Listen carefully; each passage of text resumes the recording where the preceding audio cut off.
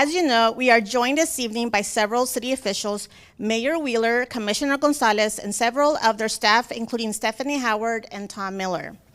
We will now invite Commissioner Gonzalez and Mayor Wheeler to introduce themselves and provide some brief opening comments. If you would like, before we move into a Q&A about Portland Street response with the public. I'll let Mayor Wheeler go first, and then I'll dig right in if that works okay. And can you all hear me okay? We are having a little bit difficulty hearing, so we may want to turn up the volume. Looking at our tech team. All right, well, I'll go ahead and just be the test case here. I can hear you just fine. It great. Sounds great. Now we can hear you great. Thank you. Okay, good. Thank you, first of all, for inviting me. I appreciate the opportunity to be here, and I'm very appreciative of the work that PCEP has done. You guys have covered a lot of ground since PCEP was started. I know that there's been a couple of bumps along the way, but on the whole, I think you've done a fantastic job, and I really appreciated the opportunity to meet with Celeste and Pastor Robin recently to go through some of the information. So I look forward to tonight. Thank you. Thank you so much. Mayor Wheeler? My apologies. Commissioner Gonzalez? Oh, thank you. And I just wanted to thank you all for your flexibility. I was late add to this meeting. I'm so looking forward to the dialogue, but I had a commitment of a date night with my spouse a little bit later. So I appreciate the mayor's flexibility and letting me dig in here from the get-go. If it's okay, I'd be happy to just jump into some general comments about PSR, and then if that's okay, we go to Q&A after that. Does that work? That works. Thank you. Okay, so high level, PSR was established in 2020 to send unarmed trained mental health practitioners to 911 calls, focused on individuals experiencing mental or behavioral health issues, crisis, and public spaces. The program's primary goal was to limit engagement between people in crisis and police while allowing Portland Police Bureau to expand limited capacity elsewhere. Based on this metric, I'm happy to say PSR is a success out of the gate. It's doing that quite well, relieving police of a certain volume of matters so they're doing a good job there. So how does it work? Well, basics, somebody in the community sees an individual or a set of individuals possibly experiencing a drug affected or mental health crisis and call 911. 911 dispatcher screens the call based on a number of criteria and evaluates whether there's a weapon present, whether there's obstruction of traffic, whether someone appears to be violent or suicidal, whether it's an overdose, and whether it's a publicly accessible space or private space. And based on that criteria, if one of those things is true, then it is filtered out for PSR, and we can get into that a little bit in the Q&A. But if someone's overdosing, that doesn't go to PSR. There's a weapon involved, it won't go to PSR. In either of those cases, it'll go to an alternative first responder. The decisions about what calls PSR goes into is somewhat complicated. So medical decisions are largely impacted by public health and our medical officer at Multnomah County. So everything from low acuity to high acuity medical calls are largely dictated from Multnomah County. That also applies in many cases when we're talking about suicide risk. And there's some very specifics we can get into in the Q&A, but high level on a suicide call, we want the responder to have the ability to do director's holds. PSR is not currently qualified to do director's holds. I think the current program director doesn't feel it's ready at this point to do that.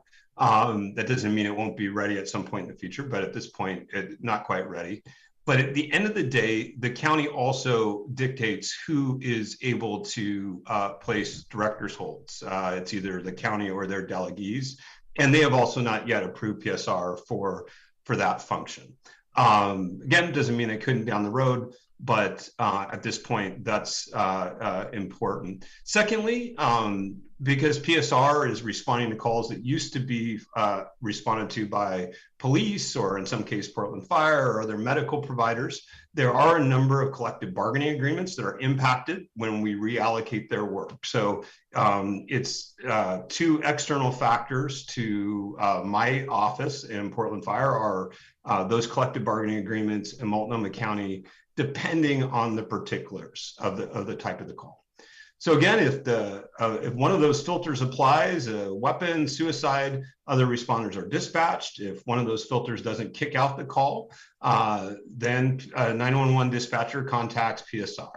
The PSR typically sends a team of two, one mental health crisis responder and either one emergency medical technician or one peer support specialist to engage the individual or set of individuals. And we talk about the composition of that response here in a little bit because that's important, and we may be making some tweaks there to facilitate their responding to more serious medical calls. So what is success for PSR currently? From my vantage point, it's simply to engage these individuals with an unarmed response and de-escalate the public disturbance. And I think there's strong alignment with our current program leader in that respect. And again, by that measure, it's successful. We're not sending police, we're de-escalating. Ideally, we're connecting them with a client with services. And by all those criteria, so far, PSR is being successful. It doesn't beg some important questions. Often when the public is calling for PSR or for some other response to someone on the street, they're hoping that there's a deeper connection to services. There's also some hope at times that individual will move from their current location. I was just on a drive along where someone was on top of a bridge. It was a serious situation or potentially serious situation. The caller was worried about whether that person could do harm to themselves. They clearly been or appeared to have been engaged in some heavy drug use and were in a dangerous position. And so I think from the caller's perspective, success would have been for that person to move. And I'll get into what PSR can and can't do in that situation. But in the short, we connect them with services, offer them transportation as best we can. That often looks like a bus pass, a taxi ride, and often can line up if during the core business hours, some sort of reservation at a county shelter. Let's see. And we are looking at improving transportation options for PSR, specifically once the responders out there. There are scenarios where we think either PSR or chat could transport. There have been some limited situations where they have already done so, in particular during some of the ice and cold storms. There are some liability issues there. There's some other training issues that get implicated when you're involved in regular transport. But it is from PSR, they view this as a little bit of a challenge right now that if the taxis aren't available or the person's not inclined to want to get on a public bus, it would be great if we were able to transport them to a greater extent. So that's something we're continuing to look at it. So some challenges. So while PSR has grown citywide, it does face some challenges in terms of clearly articulating what its financial model is going to be going forward, what its sources of funds. There's also some challenges around its jurisdiction. I alluded to, there is some desire that potentially they could be involved in suicide responses. That would necessitate director's holds. And we would need cooperation and approval from Multnomah County for that to happen. Some other issues currently. When PSR was launched in 2021, it was with over half of the dollars from ARPA and opiate settlement dollars. And these funds are, by their nature, one-time in nature. ARPA gets paid over 2 years, but it's deemed one time. And that was a perfectly logical approach. PSR initially was a pilot. Funding that with largely one-time dollars makes a ton of sense. But now that PSR has demonstrated some success, I think it's going to be part of the future of our community for many, many years, we need to think about what's the proper ongoing funding structure. And I would say, from my vantage point, looking over the next 17 months and the sunset of our current form of government, this is the single biggest issue for me. Is what is the long-term stable funding source for PSR? And for next year, just high level for those listening at home, I think it's about $5.5 million to maintain PSR at its current service level for next fiscal year, 24-25, in terms of what one-time money would potentially burn off. Do want to talk about the potential for Medicaid funding, because this is an area of potential excitement. There are some unique challenges about that, it potentially going down that path. So we have Tom Miller is my senior policy advisor on this call as well, and in recent months he's been diving deep into this with both Senator Wyden's office, the county, as well as state legislature, and our own government relations folks on this topic. And I'm going to be blunt, but also somewhat optimistic. I think the government relations folks of both the city and county who pay very close attention to this are viewing Medicaid dollars as a little bit pie in the sky. But again, I'm going to get back to that as to why in a second. But specifically, Medicaid reimbursement typically requires the collection of both personal information and demographical information, and some sort of connection within 24 hours of some sort of medical visit. At least that's our current interpretation of Medicaid reimbursement requirements. For PSR's clientele, however, often in mental distress on the streets, this does not lend itself easily to collection of that kind of information. Again, the scenario I most recently witnessed on a visit, the client was barely coherent. It was very difficult even to get their full name. The possibility they'd be willing to give information like Social Security, permanent address, may not be all that likely. And our current interpretation is that a lot of that information is required to qualify for Medicaid reimbursement. Again, we are working through with both Senator Wyden's office, our government relations folks, to really squeeze that out. But this is a challenge. And then once you collect personal information, you have to store it in an appropriate way. You've got to put in place a number of security functions so that it's not misused. Again, that is if you're able to collect the information in the first place. So those are some logistical challenges for a mobile response team right now. The other sort of challenge for us related to Medicaid is that there are many providers that have been in the Medicaid business a long time, and collections isn't always that easy. There are substantial fraud prevention steps that are put in place by Medicaid. That sometimes means that legitimate reimbursement scenarios don't get reimbursed or take a really long time. Commissioner Gonzalez. Yeah.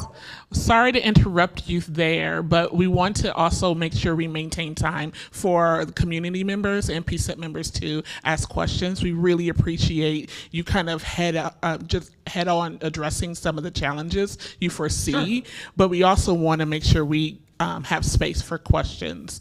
So thank you.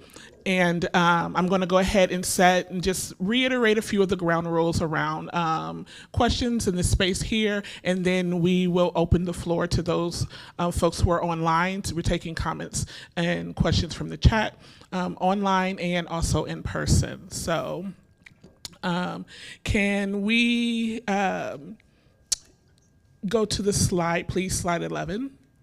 There we go. So public testimony guidelines. Please enter the queue by raising your hand in person or on Zoom and wait for the facilitator to call on you. There's a mic up here up front for those who are in person. So if you'd like to make a comment or have a question, we ask that you come up here and queue in these seats that's up here. Online, I'll be back at the chat online to pay attention to the queue. We ask those who speak to limit individual comments to 2 minutes. Those using interpretation will be allotted 4 minutes. your comment and your question is imperative to moving this dialogue forward. So we really want to hear that. And we know anecdotes and context are important to setting up questions, but if we can be brief and concise in our context setting and our narrative that we can get to the question, we can make sure we can further the dialogue. And we may not have time to hear from everyone tonight. PCEP wants to hear your input and will consider it in our ongoing work. So please send comments to our public comment forum, where you can also leave us a voicemail or an email. Email address is there on the screen. We'll also know and remind that the chat is in the Zoom is being recorded, so we will have a record there as well. And Mayor Wheeler, you're invited to answer to the questions from the audience members as well. So we welcome your responses. To the audience members, I'll be coming around. If you have a question, raise your hand, I'll come to you. And we're obviously also going to be tracking questions from folks online. All right. So as I move back to the online seat, actually, is there someone up front or a community member who'd like to kick us off with a question? It looks like we have one of our PCEP members. Go ahead and pose your first question, and we'll go into the audience. Thank you for being here, Commissioner Gonzalez. We had Ryan Gillespie come and speak to a PCEP meeting last month about PSR. He shared with us that there was fundamental problems with PSR since its inception and design. Do you agree with that? Well, I think one of the questions for PSR in any mobile response unit is where should it be housed, right? And you look at Cahoots in Eugene, largely nonprofit, but deeply tied very directly into police. You look at the behavioral health element of what PSR does that has some very strong alignment with the county's role under Oregon state law. And so I think at a structural level, there's this sort of fundamental question: if you were going to start from scratch, would you put PSR in Portland Fire? And I think that's an interesting question that whoever starts the next mobile response unit nationally, I think that's a question they should tackle. I think there are some benefits inside of Portland Fire. I think there are also some challenges. You have a different culture, management culture, in many respects in Portland Fire than often what you see in nonprofits and mental health areas. And so I think that's an element. So secondly, I come in my business experience, I worked with small, medium-sized, large companies. And one of the challenges you face when you're starting something from scratch is the skill set you need to get something off the ground is not always the skill set you need in phase 2 or phase 3 of an organization. And I certainly look at PSR with that mindset. I think to get it from A to D requires certain mentalities, certain skills, but to get it to the next stage, there's some transformation. And I think when Chief Gillespie is referencing some of those pieces, he's looking at with an expectation that PSR is a part of a city bureau. It should be adhering to city policies, and have sort of a reporting structure that's reflective of a city bureau. And I don't see that as a fundamental structural weakness in the way PSR was started. It was a startup. It was a government startup.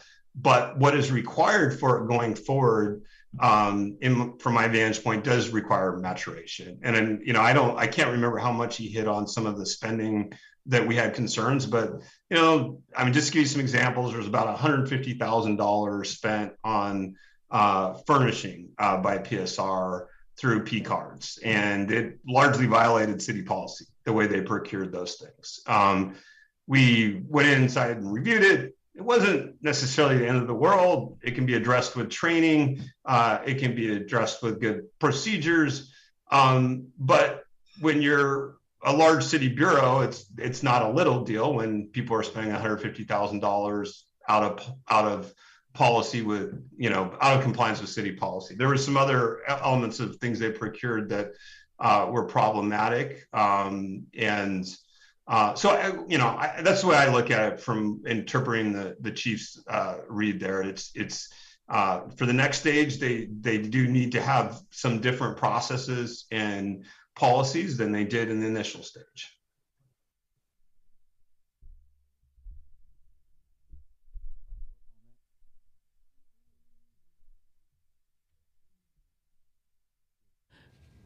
Thank you. Yeah, there we go. Thank you, Commissioner. And we just want to remind folks, those who are asking questions and also those who are responding, we're really going to limit it to the 2 minutes. So you might have me or Teresa interrupt you. It's done with love and compassion and the desire to hear as many voices as possible. So next, we're going to go online. TJ Browning.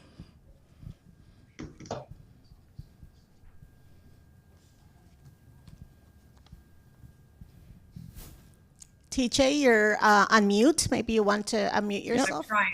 Did I get There it? we go. Yep, got you. We hear you wonderfully, TJ. Thank you, dear. Thank you, everybody, for being here. Commissioner Gonzalez, a problem being an activist involved in many different nonprofits, a big problem that happens with nonprofits is mission creep, where they start doing a lot more than they were initially intending to do, and then their budget and everything goes south. There's a lot of dollar values thrown around, this budget, that budget, and how much everybody's getting. But the fact of the matter is the cost of city government's going sky high. We don't even know what it's going to cost yet. And every dollar counts. And so a clear definition of what Portland Street Response is supposed to do. Is it an intervention to keep, to de-escalate? Is it a social service program? Is there duplication? I really appreciate a critical look at all that. I do think there's a niche that they belong and that they provide a lot of help. But, we need housing, we need police, we need firemen, PBOT, budget cuts are coming. So this gets emotional and it's a huge need. So many things are needed in this city. Please keep an eye on the dollars and use them as efficiently as possible because there's all kinds of things that are needed in this city. I think a good, clear definition of their duties and responsibilities and what their role is in this network of support. I'm just strongly encouraging to stay on that path. TJ, I mean, it's a point that's very well made, and I think that is the crux of some of the public discourse about PSR is really conflicting visions as to what its role is, and exacerbated by a lot of human misery we're seeing on our streets, right? I think as a compassionate city, we are seeing a lot of different challenges, affordability, mental illness, addiction manifest itself on our streets every single day. We want a solution to that. And unfortunately, the answer to that is complicated. There's not one societal response to address those challenges. PSR was sort of hatched at a particularly acute time in our history on that subject. And I think there are polls at times that there is a gap in the social services to our unsheltered population in particular, or more broadly, those suffering from behavioral health crisis and challenges. And there's a desire that PSR fill each of the perceived gaps. And, we do have a county that is primarily responsible for social services. We have dozens of nonprofits that are servicing the homeless and those suffering from behavioral health issues in different ways. PSR cannot be all of those things. The city cannot afford to do all of those things. So this is really part of the crux of the challenge in finding a common understanding of where it should serve. I will leave with one other just observation here that I got to earlier. I think when a number of Portlanders will call 911 and ask specifically for PSR, they want a humane response to what they're witnessing on the streets. And they certainly don't want an armed response, if possible, to what they're witnessing. But I think deep down, we want that person to be taking a step towards a better future when we call. We're seeing them in distress, and I think there's this hope that we are getting them along the path to, to a better future for them.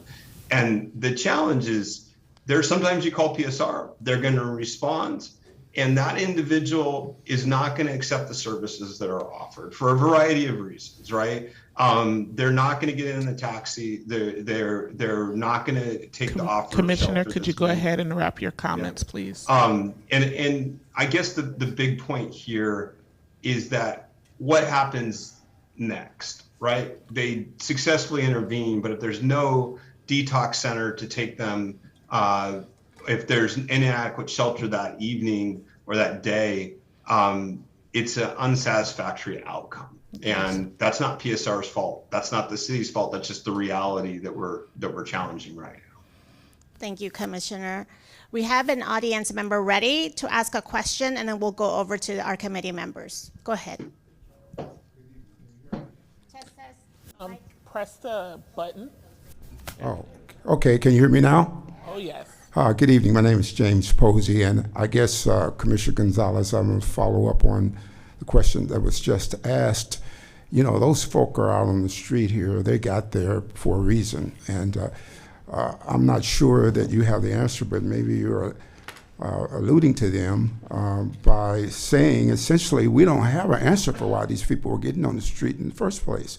And I think, in your role as a leader, a city leader, we need to pay attention to that. As citizens, we don't want to pay for something if we can preempt it from happening. We want to be in a position to prevent these things from happening. And if we are having a breakdown at the county or wherever, that needs to be accentuated. I think we really expect you to do the duty by telling the story of how these people were getting out there in the first place. The second area is the data. I'm really concerned that we never get enough support from the social science community, the education community, or whoever about how do we get out of this problem. And then finally, I just want to commend you for carrying on the work of Joanne Hardesty, who I think initiated this program, and the fine work that you're doing in analyzing what we do. Thank you very much. Thank you, James. And not to rehash my long answer to TJ, but we're all dealing with a manifestation on our streets of underlying behavioral health crisis, affordability crisis. And to be blunt, PSR is not going to solve those underlying issues in the limited time they interact with the client. They are there to de-escalate. They are there to hopefully connect services. In some instances, there are longer term relationships developed with those on the streets, but that does in itself beg the question, is that more appropriate for a social worker inside the county to be managing that individuals as a caseworker? So I appreciate Excuse me, Commissioner Gonzalez. Thank you so much, sir. This is Pastor Wisner. Commissioner, for time's sake, if you could respond very short, some of the answers, if you don't mind, respectfully. We are trying to get much as we can in, but we do have a lot of questions from the city, and we want to thank you for that too as well. We see Senator Avell Gordley with her hand up, and Ashley has already let her go before. Thank you. This is Avell. Commissioner, I'd like to know if Project Respond is still working, and if so, how does it work with Portland Street Response? Do we need both entities as responders? How do we justify funding for both approaches? We really haven't heard enough about how Project Respond is continuing its work? Yeah, in the interest of keeping that answer short, that is a long answer. Part of it I don't know the answer to because it is primarily a county program. I'm probably not the best person to assess its success or where there may be gaps. I will say that the more you broaden the potential scope of PSR, it is almost certainly entering an area that at least most of the county would expect is project responses area. So I'm probably not in the position to assess their success or gaps, but definitely sensitive to a great deal of potential overlap between the two programs. That is part of the work we've got to do to not get into their space and to stay focused on the ideal scope for PSR. So I wish I had more time to talk to you about that. That's a longer conversation and totally fair. Thank you, Commissioner. Next, let's have Ashley pose her question or comment. Yes, thank you. Yes, thank you, Commissioner Gonzalez, for being here today. So, like one of our members just mentioned, we had an agenda item on this in our last meeting in July, and was able to get public comment. And as you hear today, and as you're also sort of directly saying, PSR is a needed program. It's something that has very much been researched. It's very much something that's going to help our community. It's going to help our police and fire professionals so they can do more dangerous jobs, I guess. So we know that the program itself is something that is very much valued in this city. And I think when we think about leaders in positions like yourself, something that we've all voted for recently, right, is a charter change to make sure that we're really being represented in the commission and in the council. And so at the moment, I'm curious how you see your role in promoting this community-driven, supported program in your time as commissioner currently. Because making changes or going in and doing hiring freezes, which is something we understand is happening, really want to understand what you think your role is as a leader to support this program that will continue on, and it must, because it is something that we hear loud and clear. And with that, and maybe this is a question for Mayor Wheeler, but when will the 16-person group, I think it was like labor workforce group, that's supposed to come together and sort of hash out some of these details about where the program can be housed, what calls it can take. It seems like that's in a really important place. So whether or not you can answer that question, or whether that's the mayor's office. So those are my two questions for you. Thank you so much. Well, I can certainly answer the first question. I have a small response in the second, and then certainly we'll let the mayor chime in. On the first, we have 17 months roughly in this current form of government left. And I oversee public safety, which is about 1,000 professionals, of which PSR is roughly 50.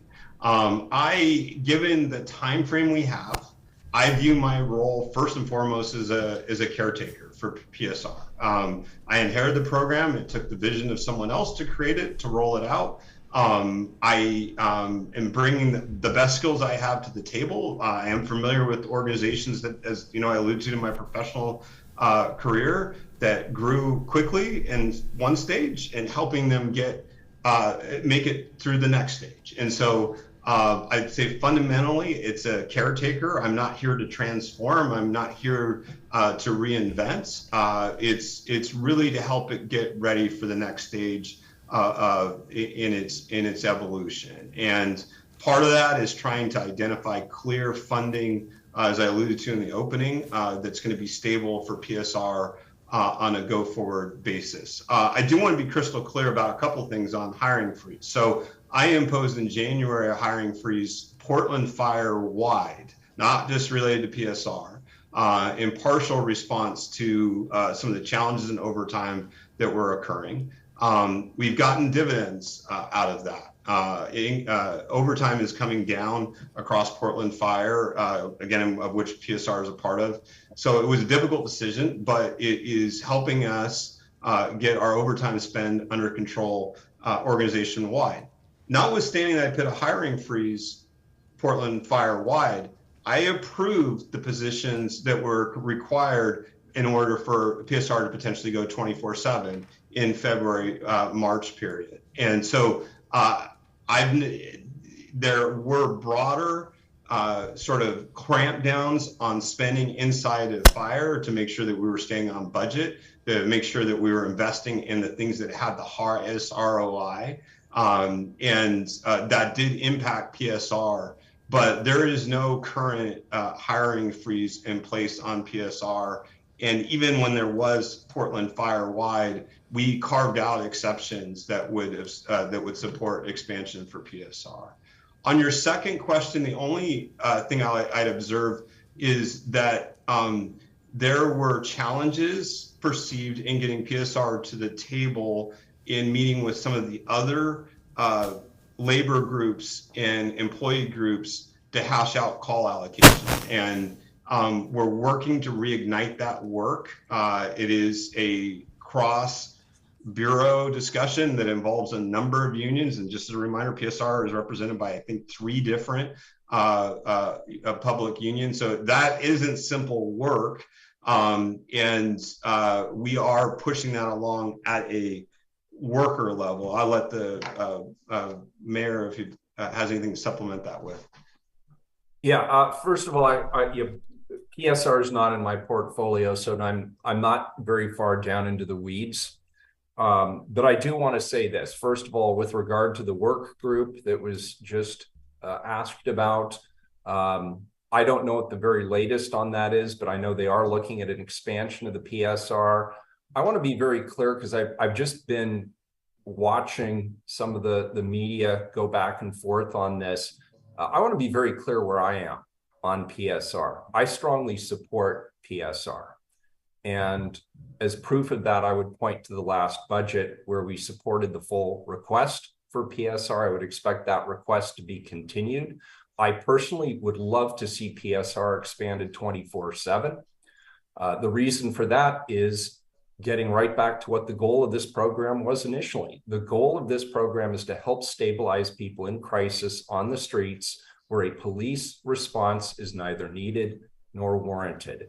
That frees up the police to be able to respond to higher acuity calls.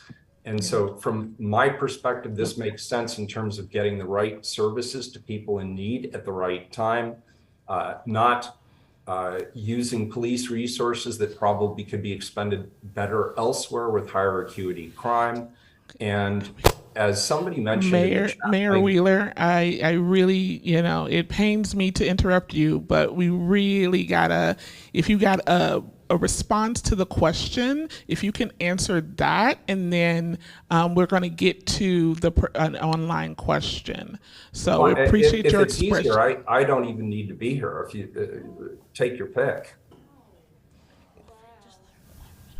Can I say No, something? Mayor, you are very welcome. We do want you here. It's an unfortunate churn of events, but please stay. And as our time grows short, Commissioner Gonzalez, PCEP would like to have another conversation with you regarding the support of Portland Street Response. And so we look forward to being able to set this up with your office. Thank you. And also, I would like to respond, Mayor Wheeler and Commissioner Gonzalez. We want to thank you. And I think we have a room, and I can't announce everyone's name in the room, but you do have your city leaders here, Bishop C.T. Wells, Pastor J.W. Hennessy, James Posey. There's quite a few community leaders as I see in the room with respect of knowing you were going to be here to address. And sometimes I think, Commissioner Gonzalez, if you don't mind me saying, from a preacher's point of view, I do talk a lot. Okay? As you've noticed. and what I'm trying to say is that when it seems like there is a right and you have to answer to a right or a right to make it seem like it's right, I think everyone here in the city is knowing that there is a need. And Mayor, we heard very much so in your support around this and a lot of people. But we know that it lodges in Commissioner Gonzalez, which is why we're asking again for him to come back and address that. I believe in the court hearing yesterday, the question was asked, with the support of the city and everyone around, why hasn't this got done from Judge Simon? And again, we're here trying to make sure PCEP has a place where there isn't someone just taking it out the box or trying to figure it out somewhere else, but it is definitely here that they can hear it from you guys there. Yeah, thank Dory? you. Thank you, Pastor Wisner, for those comments. And Mayor Wheeler, I apologize for the confusion in the room, and the hybrid events get a little confusing to manage sometimes, but I would like to invite you to finish your comments briefly, please. We do really want to hear what you had to say there. And I apologize for the confusion there. Thank you, and I apologize. It's been a long day, and so thank you. I have nothing more to say on that.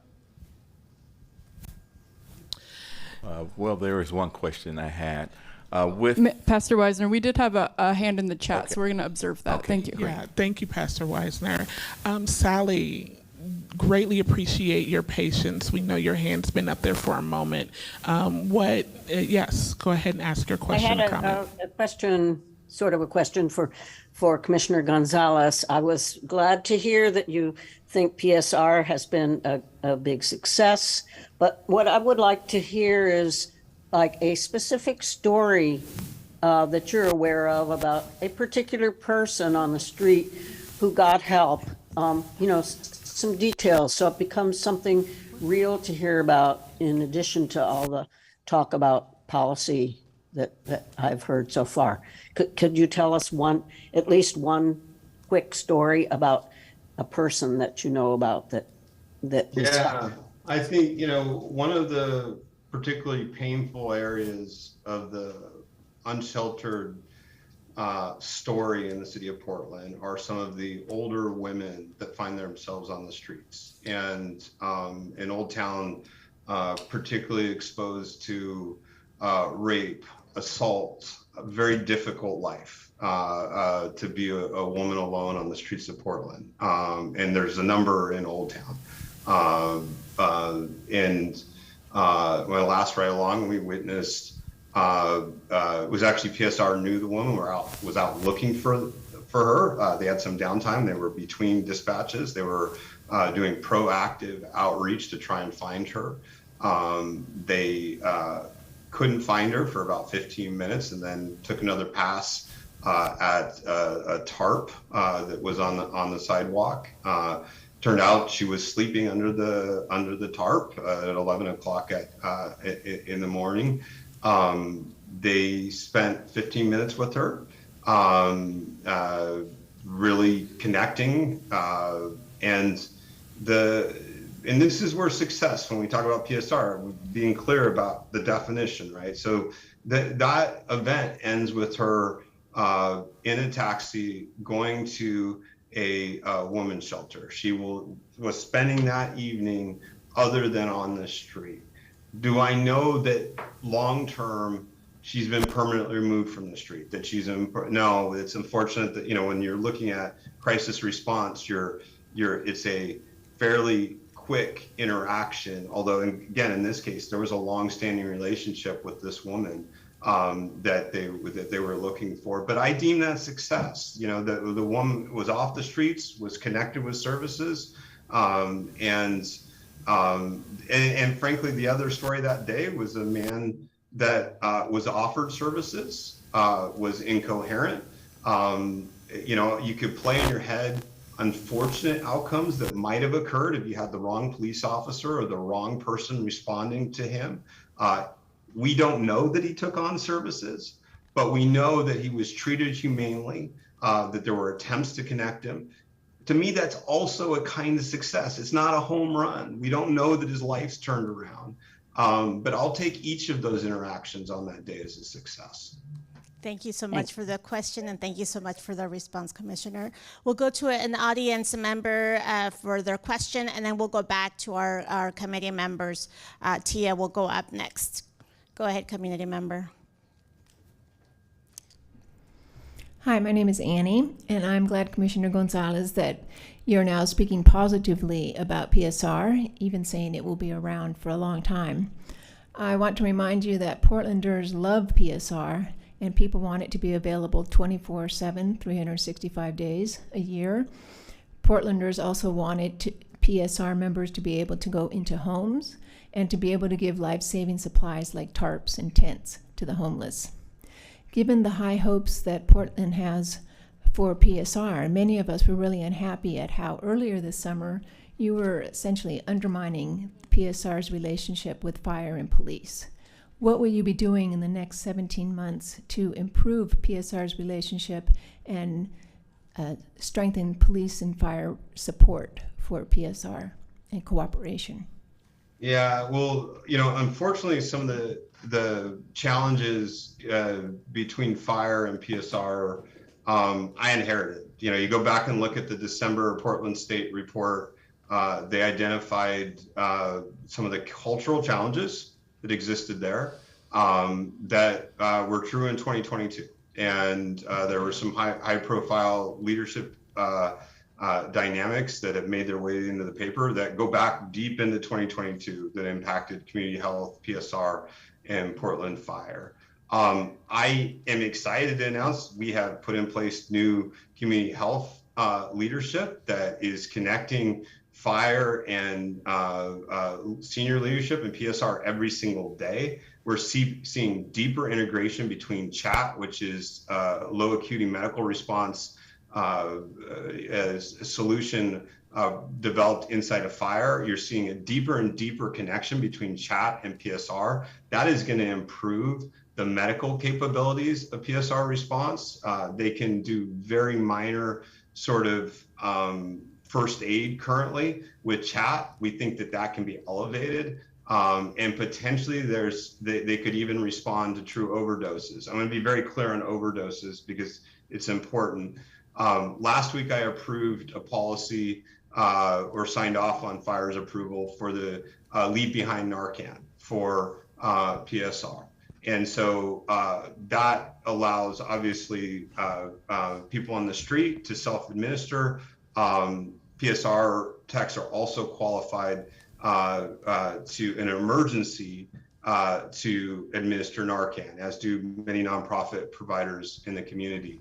But they won't get dispatched for overdose currently. And there's very strong arguments why that is. I won't get into all the details, but there's potential to change some of that they may be able to respond to some overdoses at the dispatch level, not episodically. And so that's a direct reflection of deeper work and deeper connections between the medical side of Portland Fire and PSR. And I think it lends itself well to the future there. With respect to tent and tarps, 40% of our fire deaths are in the homeless community. I think it was a mistake for them to be distributing tents and tarps. I still feel that way. I oppose them distributing tinfoil and smoking kits. I continue to oppose that and will not approve it, at least in a bureau I oversee. That doesn't change support for distributing emergency food or water as long as the scope is clear as to their role. But there are other providers for shelter that I think are more appropriate than Portland Street Response. Thank you, Commissioner. We'll go to Committee Member Tia, and then we have somebody online. Thank you. Hello. One of our biggest issues and concerns is the police excessive use of force. And I recently heard that out of 7,000 calls that PSR responded to, there was no excessive use of force. So I feel like the Portland Street Response is really important, and that we're forgetting that they were founded to attend a 911 phone call, and an alternate to the police. And my question is if it doesn't stay with the Portland Fire Rescue, would it fall under the Community Service Division?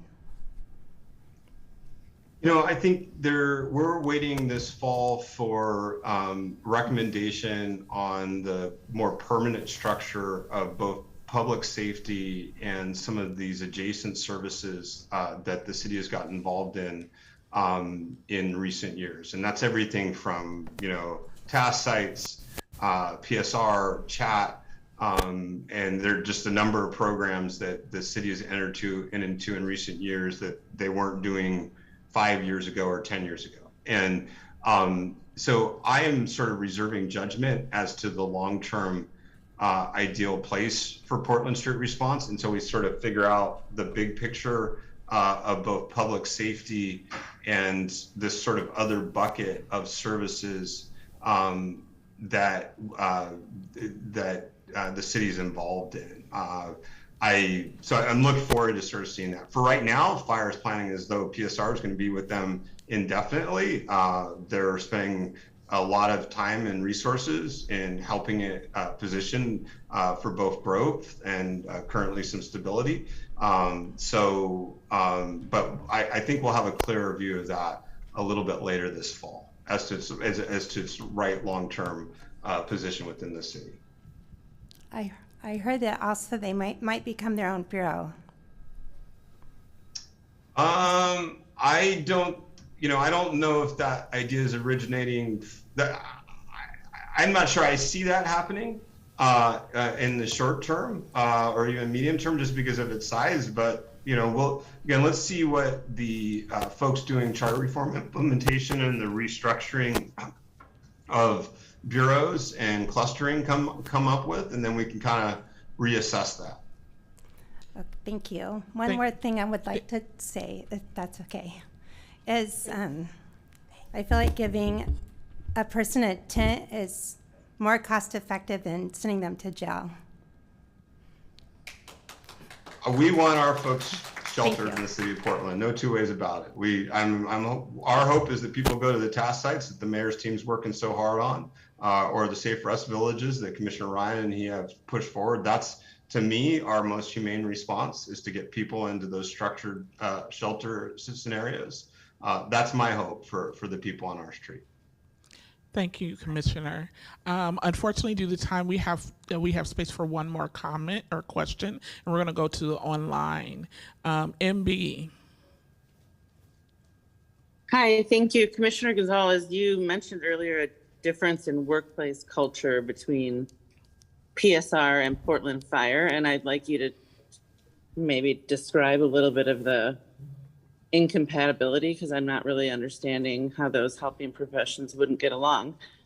Also, you mentioned that you lifted the hiring freeze after doing it, including the fire department, but I'm curious why you lowered the budget so significantly, given that they are separately funded.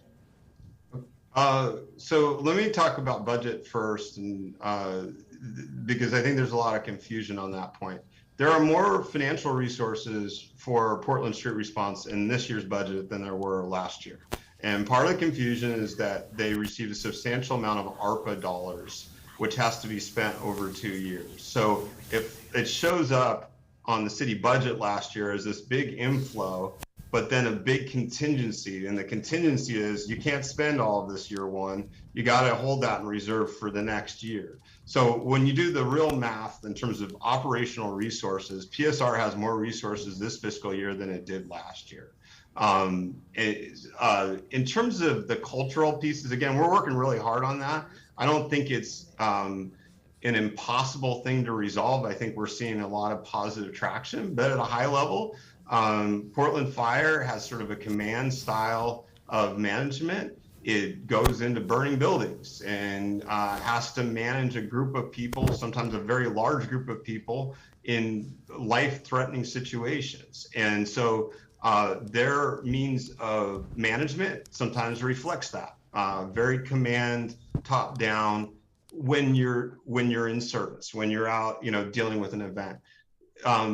I think that PSR has, and former Chief Boone made this observation, it does sort of reflect a nonprofit culture sometimes. And she said that without judgment, by the way. That wasn't a degradation of their approach.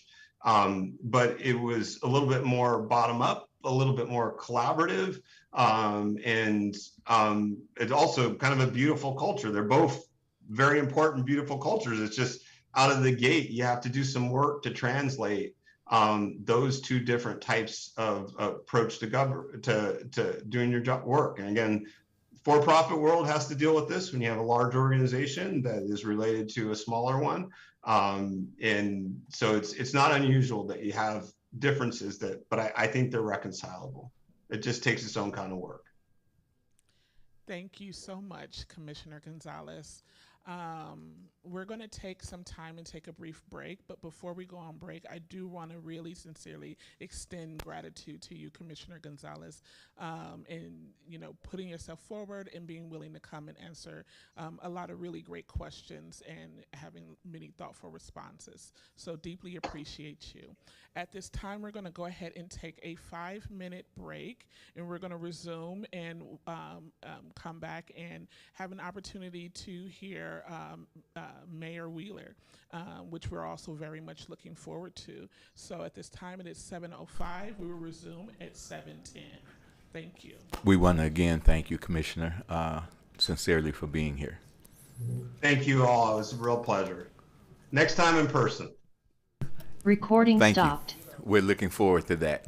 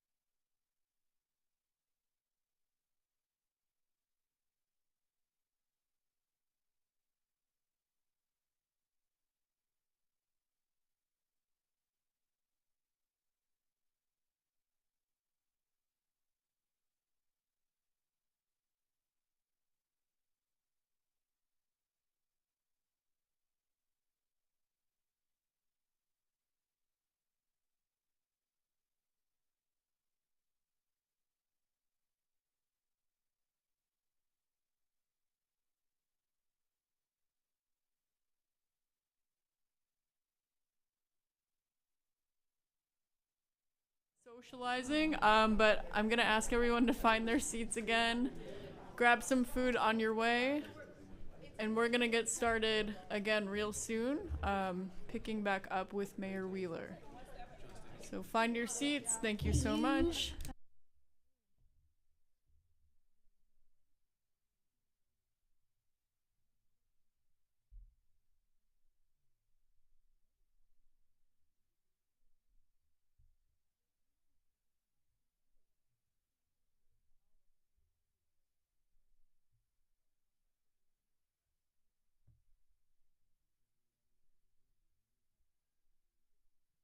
Check, check, check.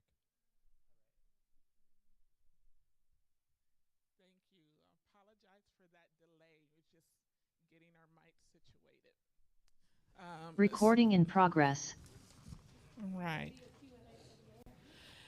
So welcome back, everyone. We will now move to the next part of our meeting to inform our conversation about PCEP's recommendations and their working relationship with the mayor. We'll have a dialogue about PCEP's vision and purpose. But first, we'll hear from PCEP's co-chair, Co-Chair Celeste.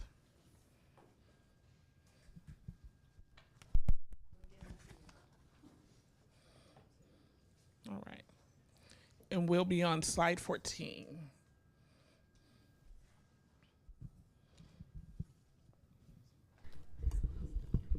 Oh, thank you. So over the past year, we've worked as a committee to think through what our vision and purpose is as a community engaged group. And here are some of the main things we came up with. We see PCEP as a microphone for people who have been historically excluded from the decision-making process. We want PCEP to be the place where the public can come and raise concerns, share ideas, and provide community oversight for emerging issues related to policing here in Portland. We work hard together, gather input, form recommendations, and engage with the bureaucratic, logistical, and interpersonal challenges that can make the decision-making process unfriendly to truly diverse input. Thank you, Celeste. As a key player in the creation of PCEP, PCEP would now like to invite Mayor Wheeler to share his thoughts about his vision for PCEP and if he has any thoughts about what PCEP has shared.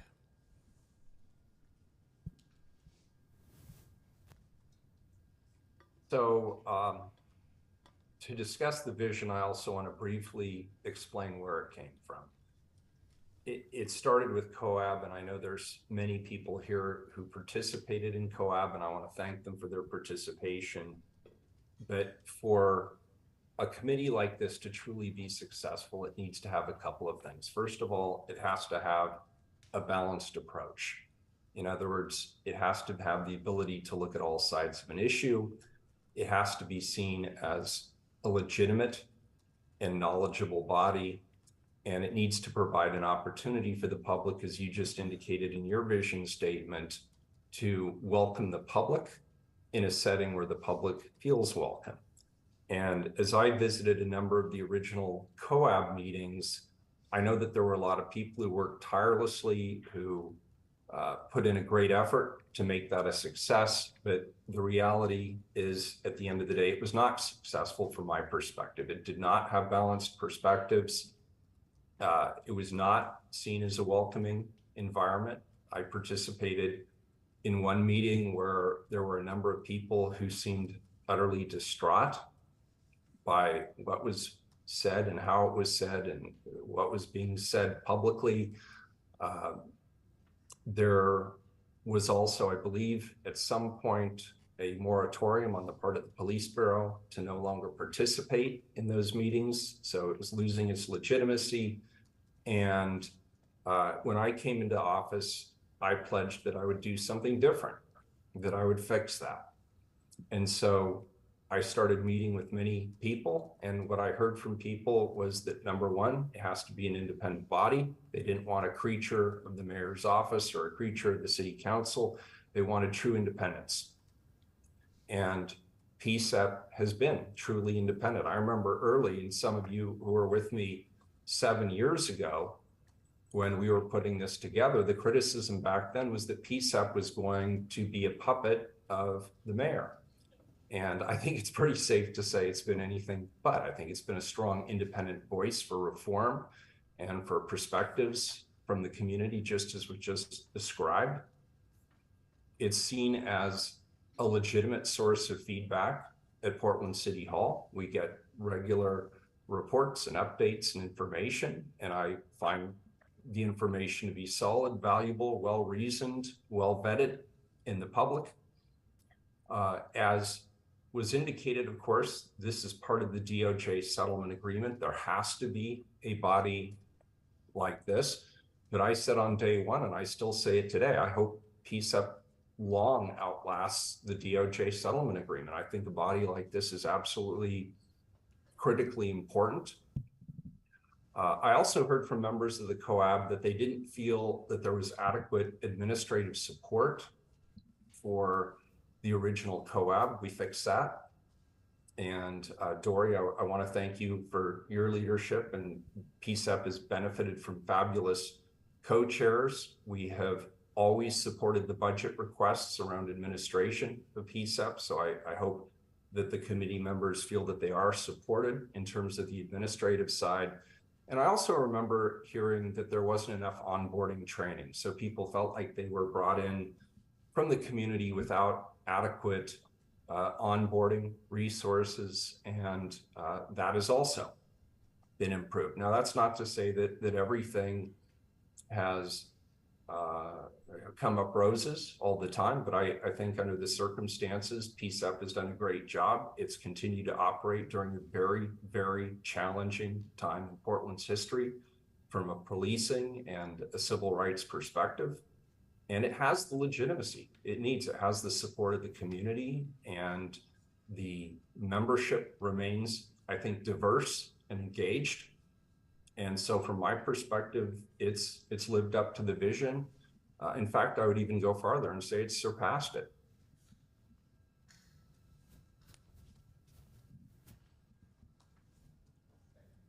Thank you, Mayor, for your response. This is a good time for Yeah, so at this time, I invite PCEP members if they have any comments that they would like to share.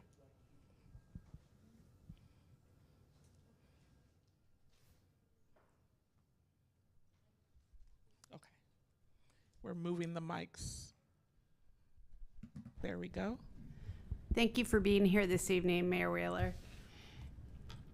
One of our slides I wanted to share with you, and also I wanted to say thank you again for letting us continue as PCEP. I know that it's really wonderful that we have a better administrative structure, and I thank you for that. And we're about improvement. And I wanted to share with you some of our concerns. I think I'm the longest serving PCEP member at this time, and I remember a time when we would create recommendations based on community feedback, and we'd hear from you within the amount of time, 180 days or whatever it was noted. 60 days, excuse me. What we have seen is a lack of engagement with us over recommendations. Most recently, we didn't really get a clear yes or no, and we got one response for 2 recommendations. I just want to share this as we all have talked this evening. We want to move forward. Personally, I want to uplift those in our community that aren't heard usually. So I'm really hoping that as we move forward, this can be an issue that can get worked out. We spend a lot of time as volunteers listening to the community and putting these recommendations together, and there are things that are real that we hope that we can implement in our community. I also wanted to say that imprecise language suggests PCEP members may have caused harm to other community groups. That was brought to our attention, and that's never our intention. And then I just did want to mention this point that you later adopted a part of our recommendation and didn't notify us. So I think all in all, we're really looking for a more open communication with you. And thank you.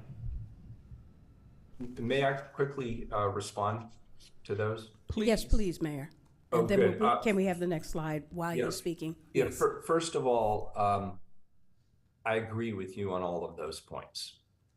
I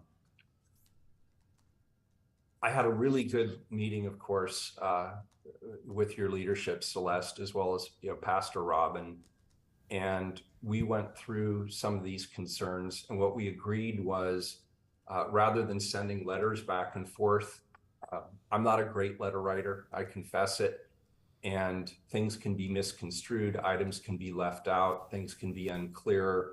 And we shouldn't leave it to chance, and we shouldn't leave it to interpretation. And so with their forbearance, what we've agreed to do is meet quarterly. I will meet quarterly with the leadership. And then if there are specific concerns or specific oversights or things that feel undone or not properly addressed, I'll hear that directly and I'll have an opportunity to respond directly.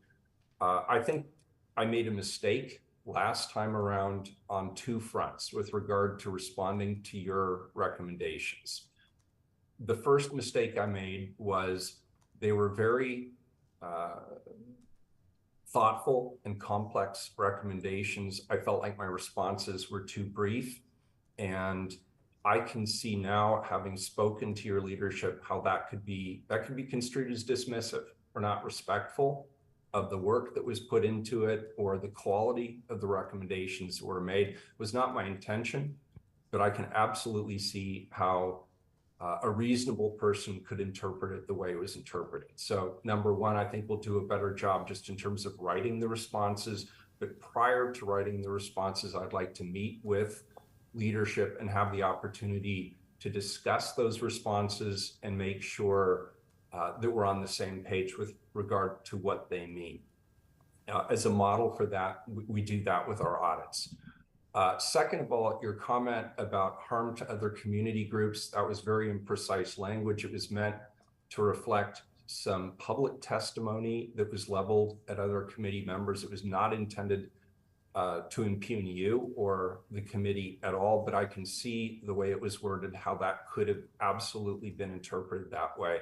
And I apologize for that. That was an oversight on my part. Thank you very much, Mayor. And since you've touched on the points that I would have spoken about, I'm going to move right over to my colleague, Nathan Castle. Nathan, you have the floor.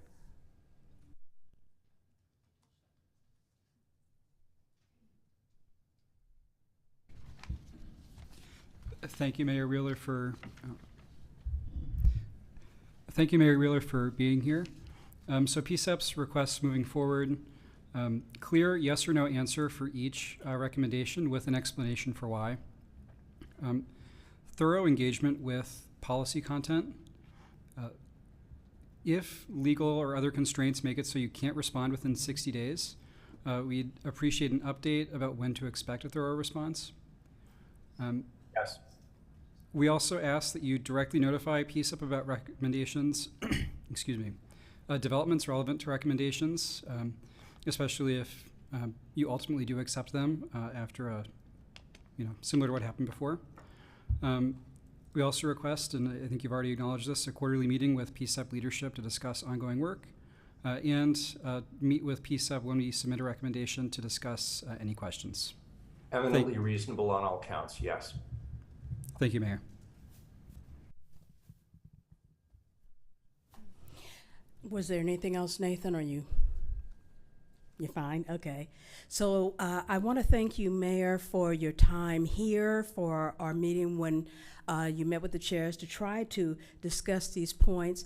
I want to thank you for committing to these clear steps at helping imbue the PCEP effort at community engagement with value. I appreciate that. We all do. And we will non-combatively hold you accountable. Thank you. Thank you, Celeste. So at this time, we're going to, I want to see if there are any comments about the dialogue that we've been shared from the mayor or the other commissioners. I see 2 hands in the crowd. We'll go with Tia, then we'll go to second hand, and then we'll go to online. Go ahead, Tia. With the new form of government, will you still be the police commissioner, or if not, who will take that role and how will that work? Under the new form of government, the mayor will still be the police commissioner. All right, thank you, Mayor. We now have another public comment. My name is Demetria Hester. That's my colonial name. My African name is Sanka McBaughlin. I have a lot of questions, but Mayor, you just said that you're the police commissioner and you're the mayor. I've several times brought it up as a contradiction and controversial that you hold 2 prominent positions. And not just that, but you single-handedly could approve everything, but you don't.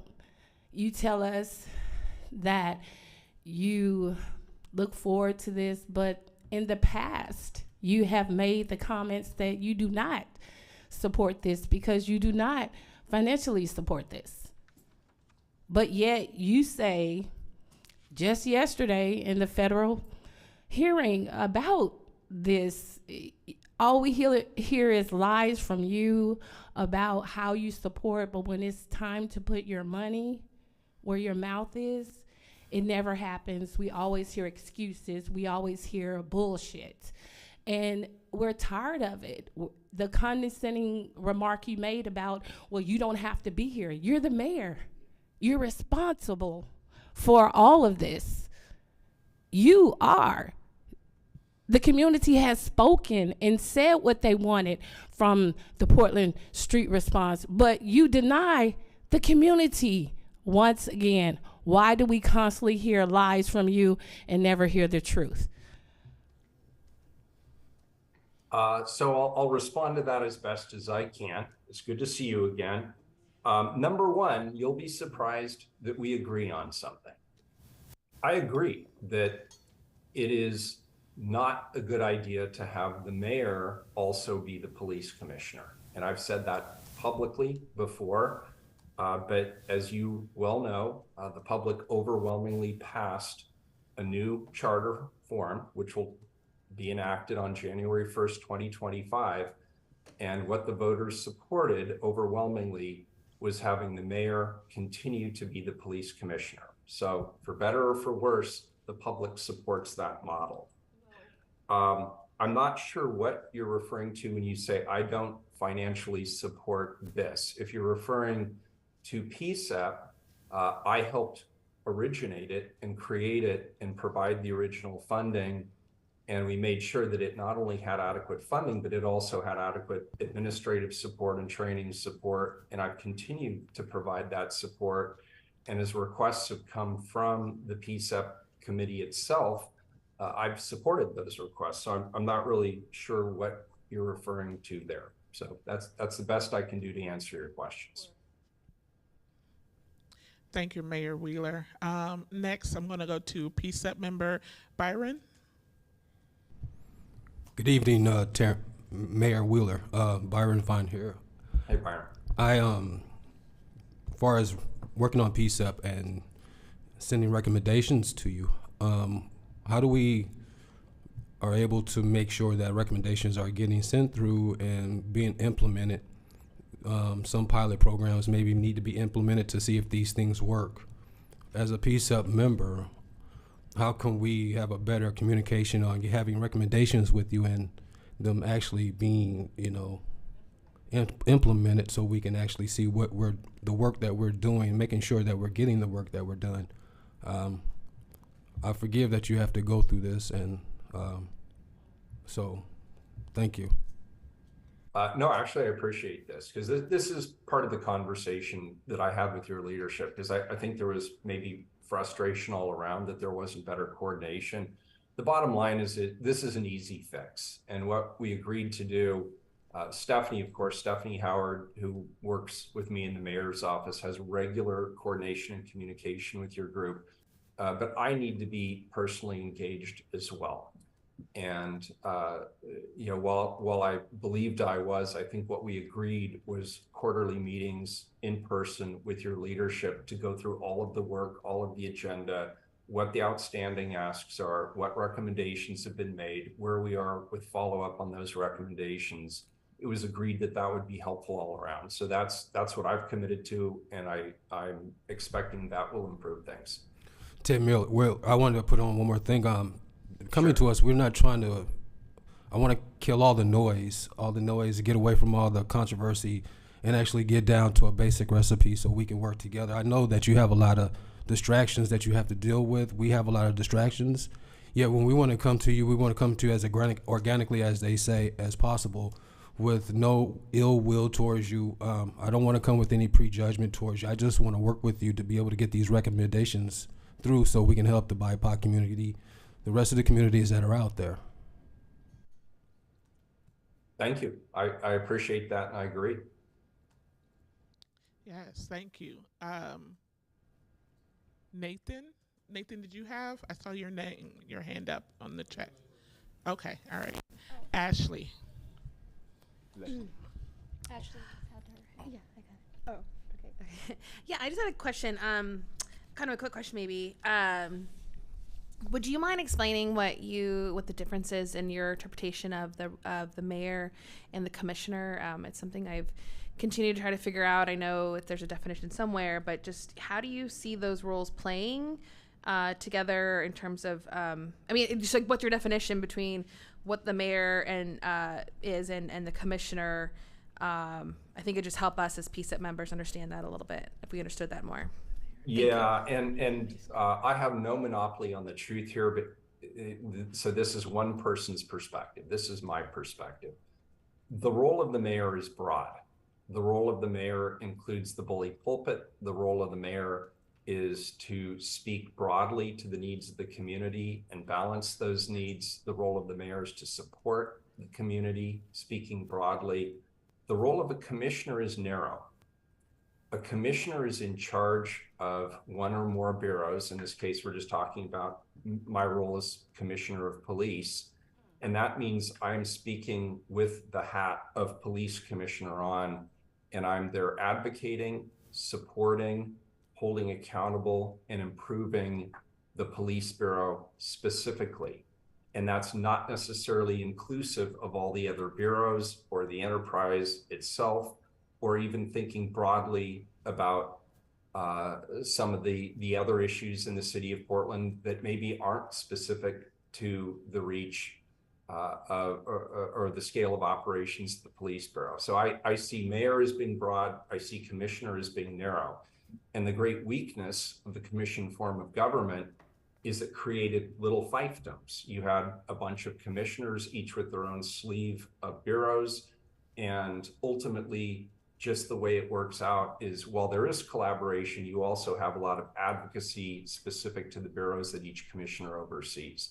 And I think that's been problematic, particularly on the issues we're confronting today, where they're multifaceted. You can't talk about public safety without talking about human services, without talking about housing, without talking about issues that are even broader than the city of Portland, behavioral health, substance use disorder treatment, and the like. And so I actually think it's a huge improvement that we're moving towards a city administrator form of government where now there's going to be broader collaboration amongst the bureaus. However, under the new form of government, the decision was made for whatever reason to have the mayor continue to be the police commissioner. And I'm honestly not sure why that is, but I'm sure there are people here who are part of that commission who could speak specifically to that. Thank you for that, Mayor. And at this point, our facilitators will welcome the public questions or concerns for the mayor? Thank you. Yes. So we have one more question, looks like, from a PCEP member, but then yes, we'll open it up to comment from the public and online. Hi, Mayor Wheeler. Thank you again for committing to improving our working relationship. I really do value your commitment there.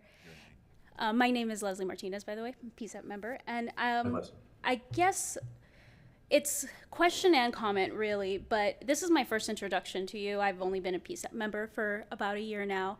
And again, part question, part comment, but how can I, as a PCEP member and also as a community member, really believe that you are committed to improving our working relationship and that it will be equitable and mutually respectful when, I think within the last hour, I can point to an instance where our facilitator was treated in a way that I would call disrespectful while just trying to abide by our community agreements that we set. And again, this is being my first introduction to you. It does concern me as both a PCEP member and a community member because there is a perception of you of being dismissive of community concerns once you're out of the room, right? So again, part question, part comment, but it raises concerns, and I would like to make sure that you have the opportunity to address that. I'm not sure I heard the question. I heard the comment. I'm not sure I was clear on why I was invited tonight. It was my understanding that I was invited tonight to speak more extensively about matters related to policing, to PCEP. I'd been provided what I believed was the agenda for this evening. And I guess I was just a little surprised that in answering the very first question, after having said nothing for 15 minutes, I was cut off. Now, I was a little punchy, and I've apologized. I generally go with the punches, but that's why. I'm not justifying it, I'm just explaining from my perspective why that happened. I don't know what you're referring to when you say I have a reputation for agreeing to things in front of this body or any other body and doing something differently. I'm not sure specifically what you're referencing, but there's a lot of people here who can hold me accountable for the work that goes on around this committee. And I'm not new to this committee. I helped create this committee years ago, and I've been engaged with it over the course of many years. I have to defend my actions in front of a federal judge. I'm held accountable by many of the good people in the room, Dan Handelman from Cop Watch and others. We go way back. And so there, you'll find that there is accountability, and I hope you'll find that I am not only a good partner, but I'm a very committed partner to the work that you do. Thank you for that. Thank you. Thank you, Mayor Wheeler. Appreciate that. Can you all hear me okay with the microphone? Okay. Now we're opening it up to audience members who have not posed a question, and with time, we'll give folks another round if we have time. So anybody here in the audience or online that have been percolating a question and want to ask it now, this is a perfect opportunity for you. Here in the room, if you want to raise your hand, I can come to you, or we have a microphone at the front for you to speak and provide your question or comment. Don't be shy.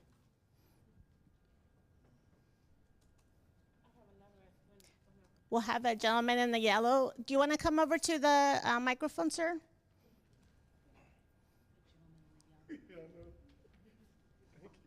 Yellow shirt.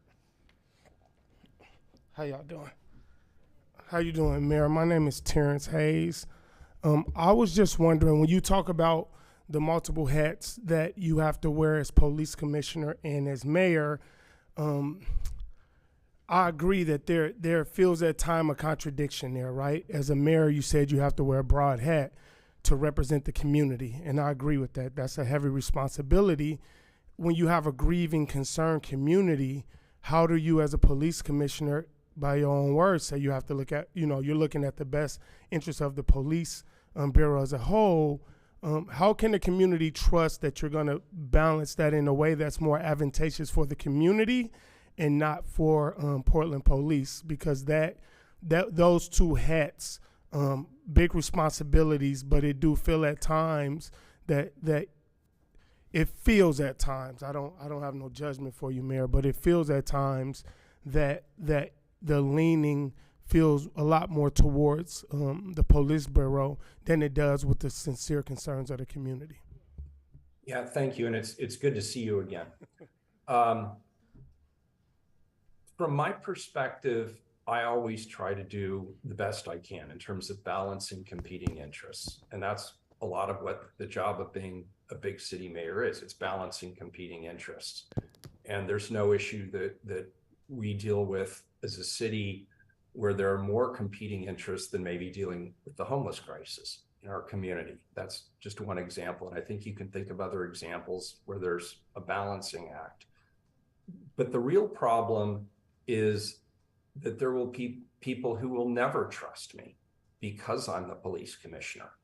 And once you put on that police commissioner hat, it stays with you no matter what you're talking about. So when I'm saying I think it creates some conflict, that's what I'm really referring to. Thank you. Yeah, we'll go to online. Yeah, we'll go to online now. Gloria? Yes, thank you. Good afternoon, Mayor Wheeler. It's good to see you. Good to see you too. You know, I had an opportunity to read Dr. Rosenbaum's book, and I mention this quite often. The name of his book was The Challenge of Community Policing, Tasting the Promise. And in his book, he says, in order for a community policing group to be effective, there has to be mutual trust, respect, and the sharing of information. And the byproduct of that, he says, is to improve equity and form lasting partnerships with the community. I want to know how you feel about his statement that he made in the book. Well, there's no question. I mean, as I'll use the word I used earlier. It's about legitimacy, and you don't have legitimacy if you don't at least have a community that hears from you and understands what you're thinking and why you're thinking it, and more importantly, what the community's thinking and why they're thinking it. People need to feel heard, and especially on an issue as important as policing, where you have public employees who have the ability to use deadly force. The public needs to trust that the people who have that authority are using it wisely and legitimately. So I agree with this statement. So that means that PCEP will be around for a while, because that is our goal. My stated goal way back at the beginning was that, granted, I thought the settlement agreement would be long behind us at this point. But my statement back then was that I wanted PCEP to be around for the long run, beyond the settlement agreement. I think it has tremendous potential, and it's already proven itself. This is no longer an experiment. It's not a startup. It's not hypothetical. There's been a lot of people working really hard as members of the committee, as administrators, as support staff, who've proven that this is a really good model for community engagement. Thank you, Mayor Wheeler. Thank you. I think that PCEP heard you, and I think that they're going to be holding you accountable. I would expect no less. Good, good. Thank you, Mayor. Thank you, Mayor Wheeler. Thank you, Mayor Wheeler. We're having a community member come to the mic right now, and really appreciate your response there. And also, it's good to hear your voice, Miss Gloria. Thank you, Afrida. It's good to be heard. Okay, sir, you're on. Hello, I'm Jimmy Wilson. Oh, go back to the green. Yeah, push the button again. There you go. Go ahead. Hello, Mr. Mayor. I'm Jimmy Wilson.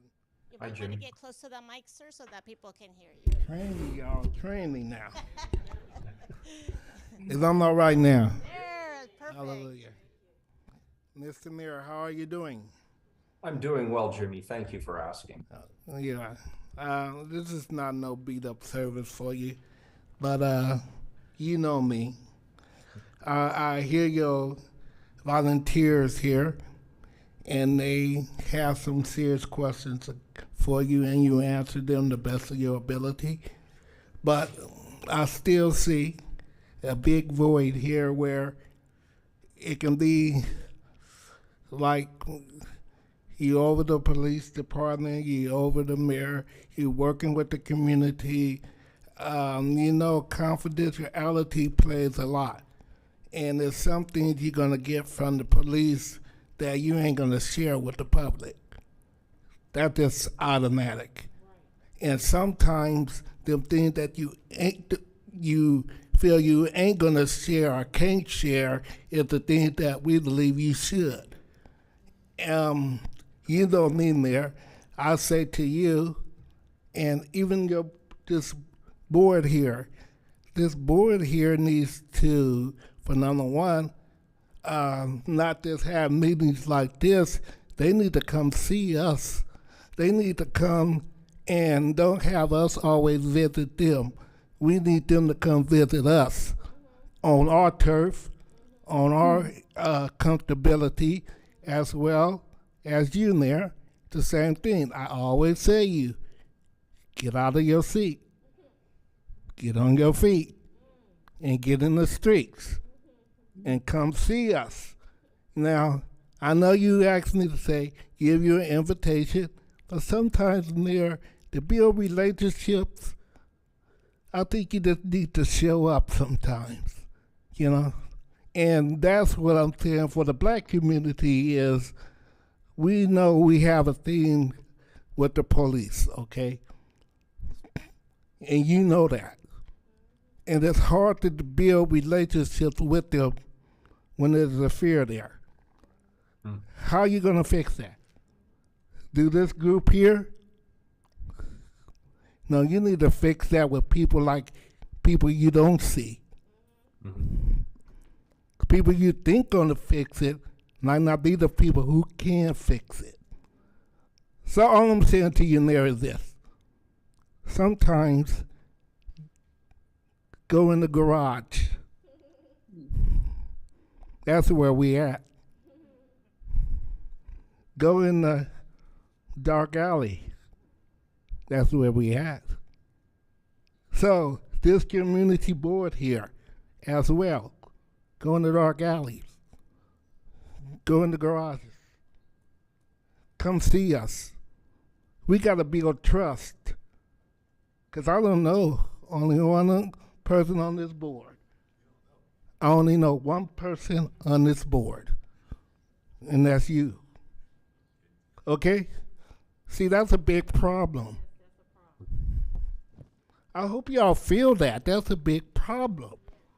And y'all want to fix the problems of the community?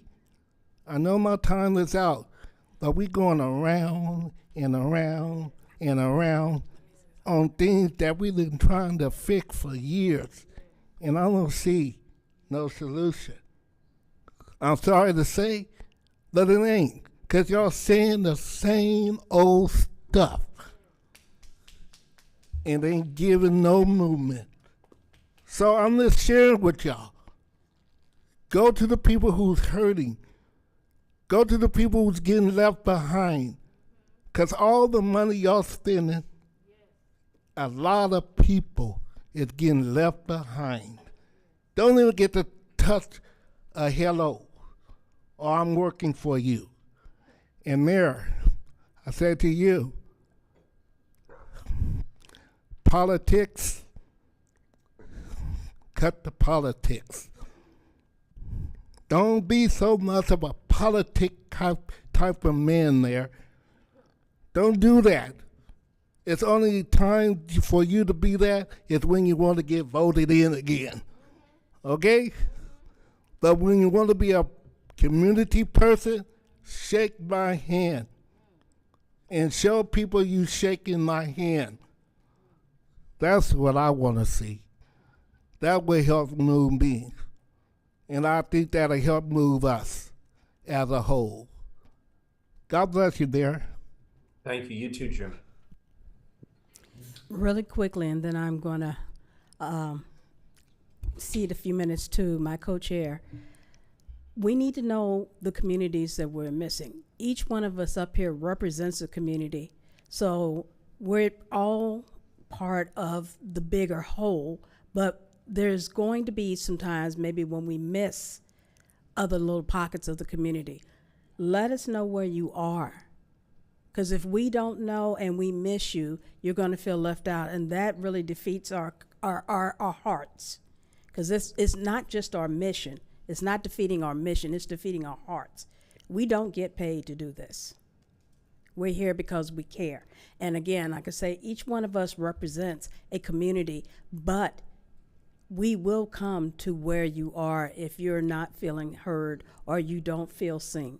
We just need to know where you are, and we invite you to contact any one of us or our program manager.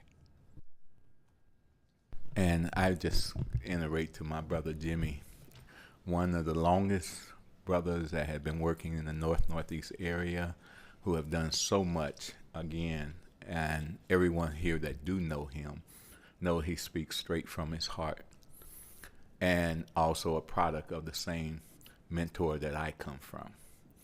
And again, Mayor, this is just comment time, nothing direct. To the city, everyone knows that Pastor Wisner's heart is just like the heart of what is in Northeast Portland.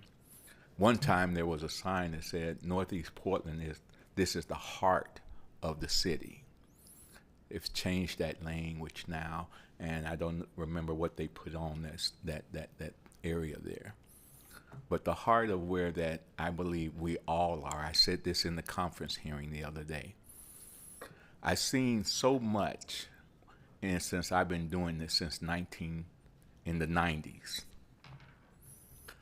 But yesterday, a light went off when I started watching all of the pieces from the settlement agreement, from what Jared and others were talking about how to align just the terminology and the language. And there I began to see how important it was where we were in 23, because in the 90s, if we had not opened up the door to start the language to make it right for the city to be able to move forward, this is a big job. It is required that we all run the distance. Trust. The question came back to me yesterday again with the relationships that I've seen. And Celeste said it so well. We're here representing the best we can for everyone in this city. And I am today more hopeful than I was when I looked over Kendra James' body and preached the funeral to her family. So I want to say again, Jimmy, we're here. And my goal is to build more of these bridges. As long as I'm able to, I trust this body of people. I trust Terrence over there at working with the FitCog. I trust this body. I trust I have so much love and trust, but it's all done in one language, and you know that, Jimmy. For he who gave his life, what greater man than it was that he laid down for his friend. We're working together. Thank you, if that's my comment. Thank you. Thank you. Comments in these kind of settings call for a rebuttal. And Jimmy, we can't hear you. great, but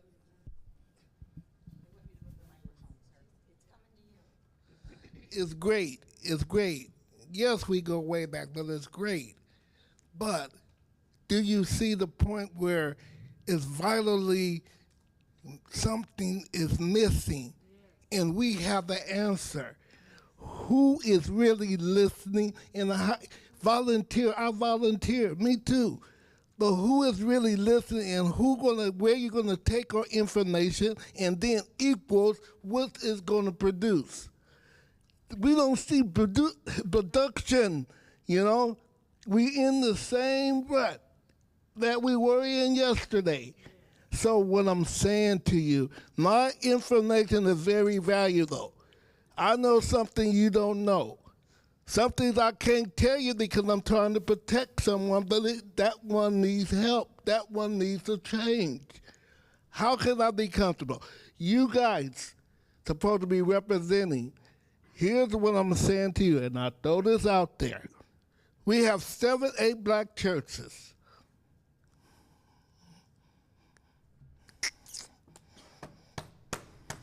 Praise the Lord. You want connection? You can find connection.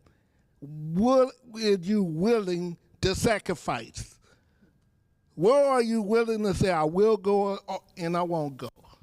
Because the places you say you won't go, that's the problem. That's the solution. And that's where the answer is. Thank you. Thank you, Mr. Jimmy. We have a comment in virtually. Barb.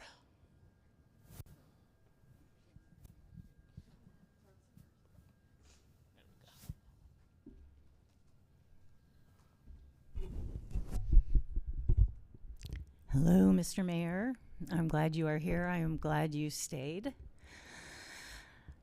I've lived in this town for over 26 years, and the mayor has not always been the police commissioner, and I'm not sure what changed, because my understanding was that the mayor got to choose who the police commissioner is, and there have been times where there have been city council commissioners that have volunteered for that role. I'm not asking you to comment specifically on that, but I'm just not sure when I miss some kind of change that says it has to be the mayor.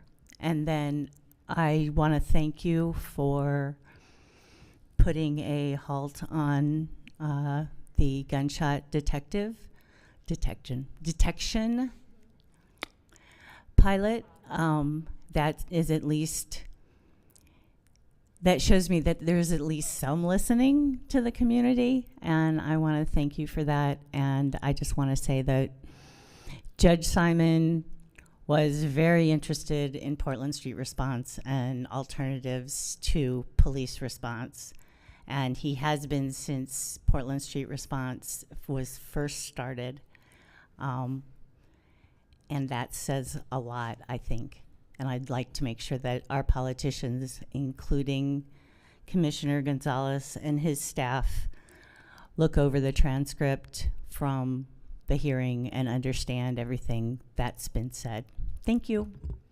Thank you. Appreciate it. Thank you so much. Next, we'll go to Ashley. Sure, thank you.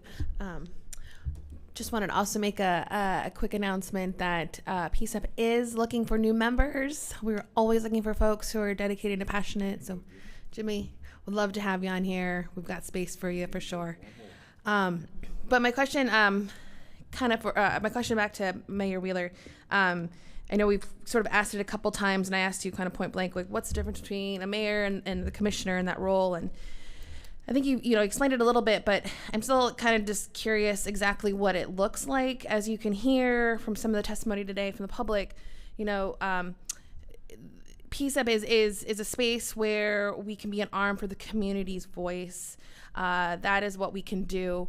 We can't solve problems in the city, but we can bring community members to have a voice and be at a space and a forum that you could hear. And so it's our duty for sure to make sure that you are being held accountable for that, and that you are, taking off your commissioner hat and putting on your mayor hat that has to listen to the community. It definitely feels a little tricky to understand that. So I guess I'm gonna ask you kind of a point-blank question that maybe can at least help me define it a little bit and what I'm thinking it is. So as commissioner, for instance, could you then ask the chief or compel the police force in our city to come and apologize to the city, to the community for what they did to us in 2020, what they did to us with gassing us, using indiscriminate enforcement. This is studies that we paid for. We know this happened.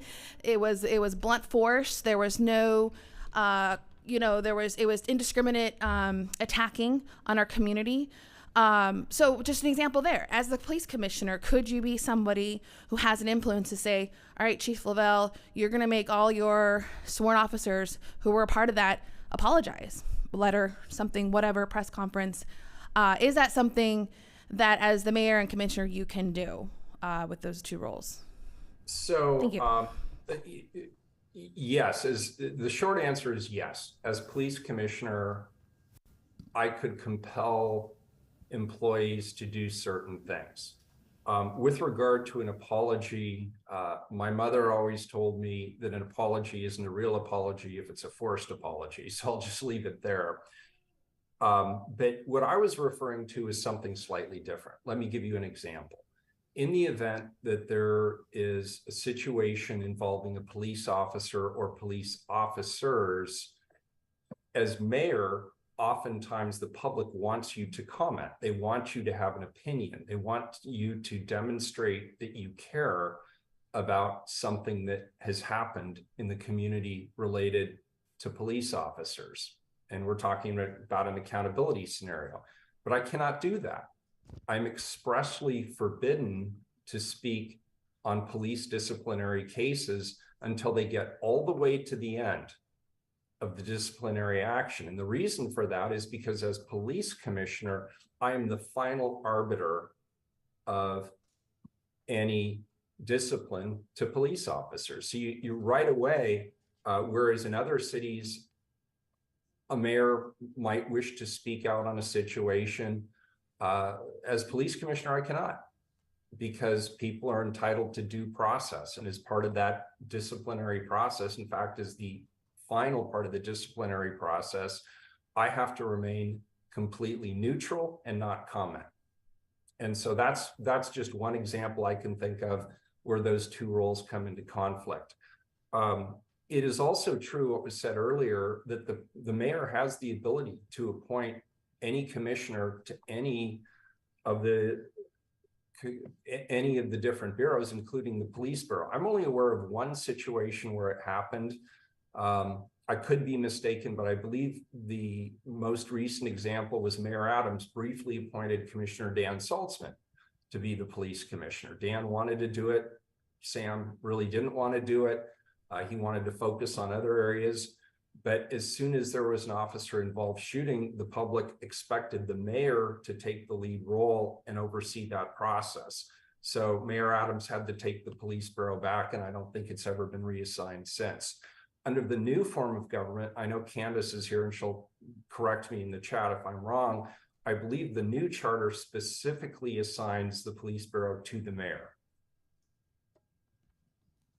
Thank you, Mayor Wheeler. Yeah, thank you, Mayor. We have a question in the chat, and so I'm going to read what the community member wrote in the chat. How do you weigh PCEP recommendations in comparison to weighing other recommendations, internally or externally, to the city when making budget and policy decisions? It sounds like internal recommendations is, chat is jumping around. It sounds like internal recommendations is the end of the day bottom line, more than public input. Can you clarify this, please? Why is this the case? Thank you. And I'm sorry, I'm not quite tracking the question. Could you read it to me one more time? Yeah, I'll just break it down into pieces. Yeah, thank you. Yes. How do you weigh PCEP's recommendations in comparison to weighing other recommendations internally or externally to the city when making budget and policy decisions? Oh, well, it's definitely been a priority. I believe, and I could be wrong, but I believe I have accepted every budget recommendation put forth by PCEP in terms of the support that this group is needed. So I would say it's been a very high priority. Okay. And by the way, for the record, I have to come clean on this. Candace has corrected me and said I was wrong on that comment that the mayor is the police commissioner under the new form of government. So I just want to be clear on that. I appreciate that clarity. I'd like to add just a little piece of clarity to that question and the mayor's statement. PCEP input is public input. We do not take our opinions and move them forward to recommendations. That's why we have meetings like this. We take your input, the input online, the input from people who come publicly, the input from people who contact us electronically or through other means, and then we put that together and we move it forward. So anytime you've seen a recommendation come from this body, at least in the past 2 years that I've been on, it has come from public input. And a good example of that is the gunshot detection technology recommendation and the independent monitor. Now, there's been other things in the past, but I can speak to those with confidence. Thank you. Thank you so much. May we have Candace Avalos please provide additional input in respect to this topic? Hi. To the charter question specifically. Yep, and I put in the chat, so Mayor, what is prescriptive in the charter is that the mayor is going to have the power to appoint the police chief and the city attorney, but it doesn't say that you have to be the police commissioner. That could be something that could be delegated to like a public safety commissioner that then reports to the CAO and then reports to the mayor. All right, thank you, Candace. I appreciate that. Thank you so much, Candace. Any other comments or questions from the audience here or online? Yeah, we got Byron. Go ahead. You know, Mayor Wheeler, I had going back to us working with you, I was looking at some of our recommendations and it crossed my mind dealing with the union. How much can you help us with that in creating or cultivating a relationship with the unions, with us working with them on our recommendations, so we're not trying to make whatever the case may be when we're trying to make these things work? And also, with that on said, thank you for not making shot spotters. I would have loved if you would have took that money for shot spotters and invested into the black community with computers or, you know, home internet for these people so we can move up and make something of ourselves. I think not the whole egg, but some of it. The internet in each community should be used, should be had in most communities to help us upbring us. A desktop computer, everybody's trying to do everything on phones, applications and things like that. If you have a desktop like you do at work, you have a hard secure line, you have something that's secure and you can actually do all you need to do. And you can also learn typing skills where you can transfer that over into a job and use that as something that you have skills in. So with all that said, can you speak to your higher ups, if anything, if they want to put things in to institutionalize the African American community, could they use that money to somewhat improve our situation as far as that go? Yes, so first of all, with regard to the Portland Police Association, I believe I have a very good relationship with their current president, Aaron Schmautz, and I would be happy to see if I can broker some sort of arrangement between the committee and the PPA. Obviously, I can't promise anything. They're an independent organization, but I can certainly make those inroads on your behalf.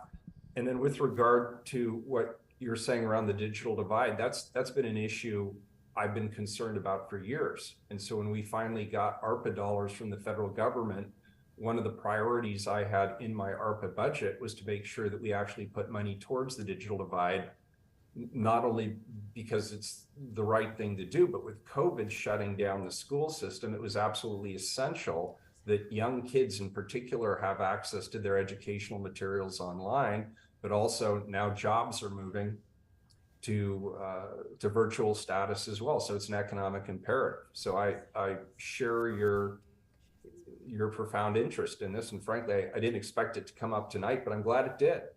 You're right. Thank you for answering my question, Mayor. Yeah, we really appreciate that response, Mayor. We're going to jump to virtual real quick, and then we'll come back to the room in person. AK. Thank you, Mayor Wheeler, for being here this evening. I had a few brief questions I wanted to ask you specifically concerning the BIPOC community and what you may be able to do to assist in some priority issues and situations that our community has been in crisis for quite some time. The first concern that I have for the community is engagement, and I would like to know if it's possible to see more engagement from you directly with the community. The second concern that I have is with transparency with the local governments that you work with, as far as getting resources to the BIPOC communities. We've been in crisis for quite some time. Our communities are continuing to be displaced, and we're dealing with overwhelming situations within the economy, including inflation, and especially with the increase of drugs in the community and also the guns. And then the last thing is concerning the outcome of the settlement agreement. What do you see your role to be in improving the outcomes for our communities with an increase of the deaths and ongoing issues with, a lot of the community policing, and trying to go above a little bit step, higher than what we have been in the past with these meetings, and possibly looking at higher levels of authorities within Oregon to help with the alternatives for community policing. I know we're looking at some right now, but I know that there can be others. And then also the state level and even the federal level. I know we've received some of the ARPA funds, but going a little further than that, I'm really concerned about the laws when it comes to community policing. Those laws tend to be above city and county specifically. And then also the laws that we're dealing with specifically when it comes to behavioral health resources, the housing crisis issue, and issues with, the bed space and so forth and so on, getting a handle on those resources for our community specifically so that our communities don't continue to suffer. All right, so that was an excellent series of questions, and we could probably do a forum on each and every one of them. So I can't do them justice here, but I'm going to do my level best in the brief amount of time that I have. First of all, with regard to engagement with the BIPOC community, absolutely. I'm actually very eager to be in the community. I'll seek out those opportunities to be in the community. If there's somewhere you think I should be that I'm not, please let me know, and I would love to be there. After years of being forced to stare into these screens, I actually relish the opportunity to be in person. So please don't hesitate to let me know. With regard to transparency of resources going to the BIPOC community, this has been important to me. I moved our equity officer into the budget process. Our equity director sits at the budget table as all of the discussions are taking place with our commissioners and the bureau directors. And they have every opportunity to help guide us and hold us accountable in terms of investments to make sure that they're equitable in all the bureaus. Under the new form of government that Candace and others have been working so diligently to move us towards on January 1st, 2025, there will be an equity officer position. It will be a senior level position in the new form of government that will make sure that our investments are in fact distributed as needed, particularly in BIPOC and underserved communities. And I also want you to know that my budget guidance for several years has required budget directors, as they put in requests for new funding or new programs, they've been required to specifically outlay how BIPOC communities will be served by the new programs that they're seeking to implement. With regard to the outcome of the settlement agreement, as you know, that's somewhat out of my hands. Ultimately, the decision resides with Judge Simon in the Department of Justice, but I believe that we have a good working relationship with the folks from the Department of Justice. We don't always agree, but I think we have an honest and forthright working relationship with them, and they will say we're in compliance when they believe we're in compliance. And I'm going to continue as long as I'm mayor to work diligently to get the city of Portland in compliance. It's in everybody's best interest, in our best interest, in our community's best interest, and frankly, in the best interest of the Department of Justice for us to get out from under the settlement agreement as quickly as we possibly can. But there's a lot to be done. I appreciate that, but I just wanted to, just to express my concerns again with the BIPOC communities and seeing what has occurred since the beginning of the committee. And then also getting back on the diversity in 2025, and then looking now as far as what has occurred with diversity within the city, where the authority levels have been, it has not been where it should be. And my concern is that more authority given to that office should have been given way before now with the crisis that we're dealing with. I appreciate the fact that 2025, that it will be in a better situation, but I'm hoping that they will have better authority. And then for the settlement agreement, again, getting back to the laws, which are higher than the city, county, when you're dealing with mental health issues. And then again, you're looking at the resources and where those resources are being spent, specifically with the BIPOC communities, and looking at the residents versus the growing populations that we have and the displaced people that are coming into our city, and what Multnomah County compared to other counties are having to deal with more disproportionately, with the exacerbation of the pandemic. We have a lot of work here in Portland, and we're far behind. Thank you, So AK. again, my concern is getting more help with those resources. Thank you, AK. Appreciate your comments, and we'll let the mayor quickly respond, and we're going to go to audience member. We have a few people online. Go ahead, Mayor. Yeah, just briefly, we're reaping what we have sown. The state of Oregon does not have a mental health infrastructure. I'm going to be that blunt. There's a lot of good people and a lot of good organizations out there doing great work, but we do not have a coherent, thoughtful mental health system in the state of Oregon. And it's not an accident. That was by design. Over a period of 30 years, we dismantled our behavioral health system at the state level with the assumption that resources and infrastructure would be built at the local level. Those resources were never forthcoming. It was never done. And now we're seeing the consequences. It should be a shame to all of us that the largest provider of mental health services in the state of Oregon are our jails. That's unacceptable. That is not befitting a civilized society. And so what I'm hoping happens, and whatever else you read, I actually have a good relationship with our governor. I hope we finally get our act together and put together a plan with our federal partners, with our state partners, with the governor, with the county governments, and put a 5-year plan together and a 10-year plan together to rebuild the behavioral health infrastructure in this state. And it has to include the hospitals and the CCOs and others. And instead of everybody pointing fingers and sending angry letters to each other, we need to work together. We need to collaborate and build it. And now with the fentanyl crisis upon us, and God knows what's next, xylazine or whatever else, substance use disorders are becoming far more common, and it's all manifesting itself at the street level.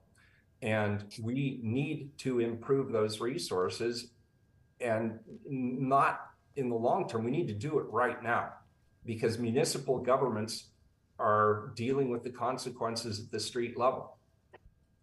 Thank you so much, Mayor. Now we'll go to our audience member. My name is Demetria Hester again. Okay, so let me get this straight. You're saying a first to PCEP.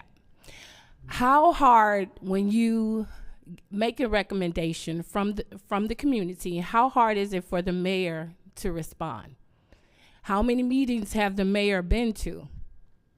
How involved has the mayor been with you? I want a response. From who? PCEP. PCEP. Oh, okay. Honestly, please. Oh, I'm going to be honest. First, we did say, and it was earlier stated at this meeting, that we're rebuilding a relationship because we were not happy with the time that elapsed in between us submitting a recommendation and the response. And then we said that we were not happy with the quality of it. We recently met with the mayor, and we ironed out some new expectations. And we said, thank you, Mayor, for agreeing to these. One of those is going to be quarterly meetings. That was his suggestion. So I'm taking that as a step of good faith. And we're rebuilding it. Now, small steps that the city has done to show support for PCEP is making sure we have staff, making sure that we have administrative support for doing these community meetings, because we didn't have that. When I first started, we didn't have what we have now. We had a burnt out staff, and many times they didn't have support. So this is an improvement. And I'm not going to justify the past for what's going on right now, but I can say, just based on the fact that the mayor has been here today, and we had a meeting with him at the beginning of the month, and he's addressed some of the issues, I want to say I see an improvement. That's all I can say. I'm older than I look, so that means that I'm not quite jaded, but I like to see results before I count them. I'm not counting my chickens before they hatch, but I am pleased with the level of commitment we've seen so far. So that's the honest answer. And to say it in Jimmy's language, I didn't see no shifting when he made the recommendation of saying I want to meet. I didn't see it.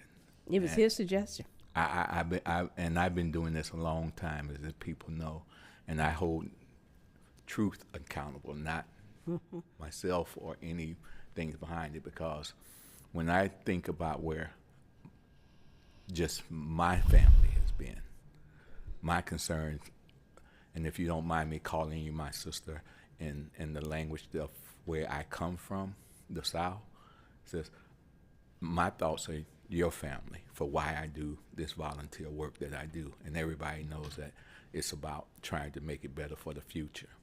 Yeah. Okay, I'm from the South too. I'm from Memphis, Tennessee, where I see white supremacy, where I see the instability of white supremacy lying to us, saying that they're going to do something and they don't do it. I know what that looks like. And this is what that looks like, is that we've been here before. For how many years have we been here before with this mayor saying the same things that he's saying? The lady AK just said about our displacement as African Black people. We're still being displaced. We're still being killed by the same police, where the police commissioner, which is the mayor, is allowing to happen.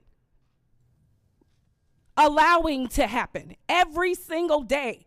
And you're telling me to trust the person that controls white supremacy over us. You're telling me to trust that he's going to come and do what he say he's going to do after his reputation of not doing what he says.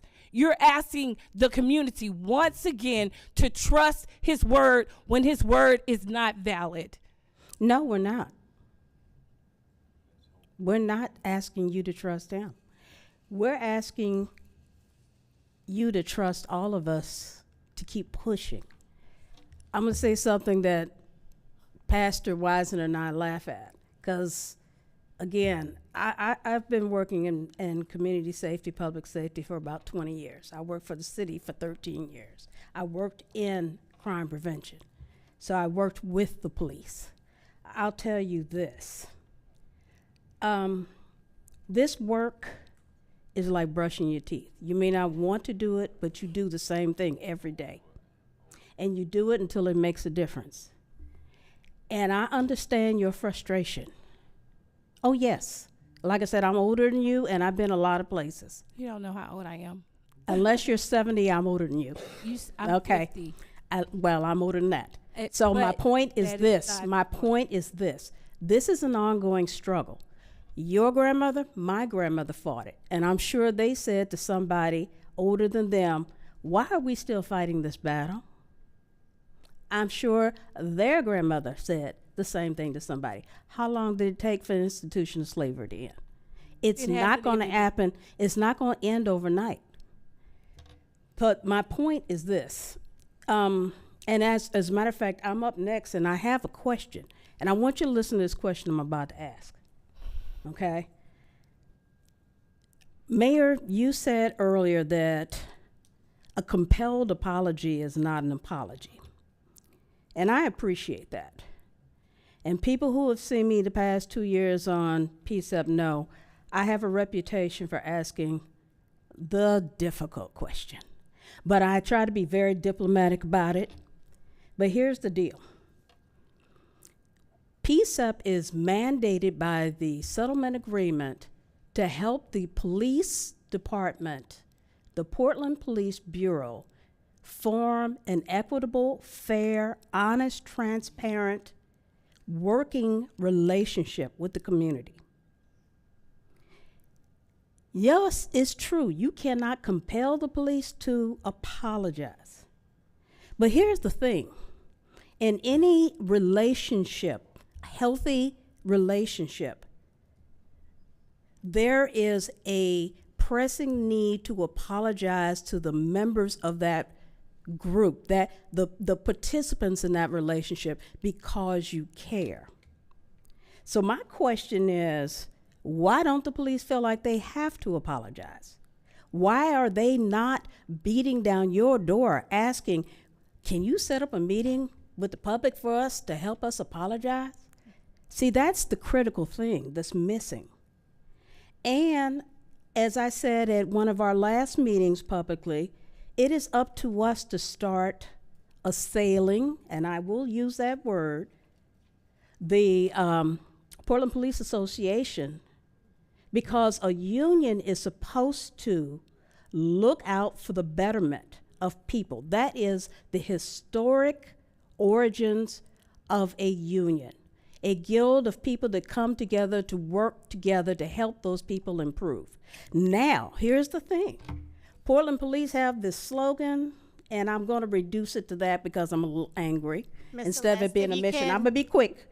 Protect and serve. The union is not helping them protect and serve when they protect people who do not do well, who mistreat the public. You need to go as their commissioner and tell them, the public says, why won't you come to apologize? Why don't you feel the need? Because we think they should.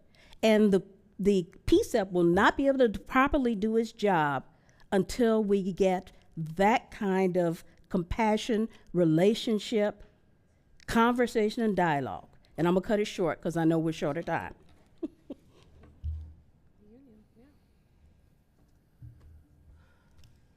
Mayor, would you like to respond to Ms. Well, Celeste's I'm question? not really sure how to respond to that, to be honest.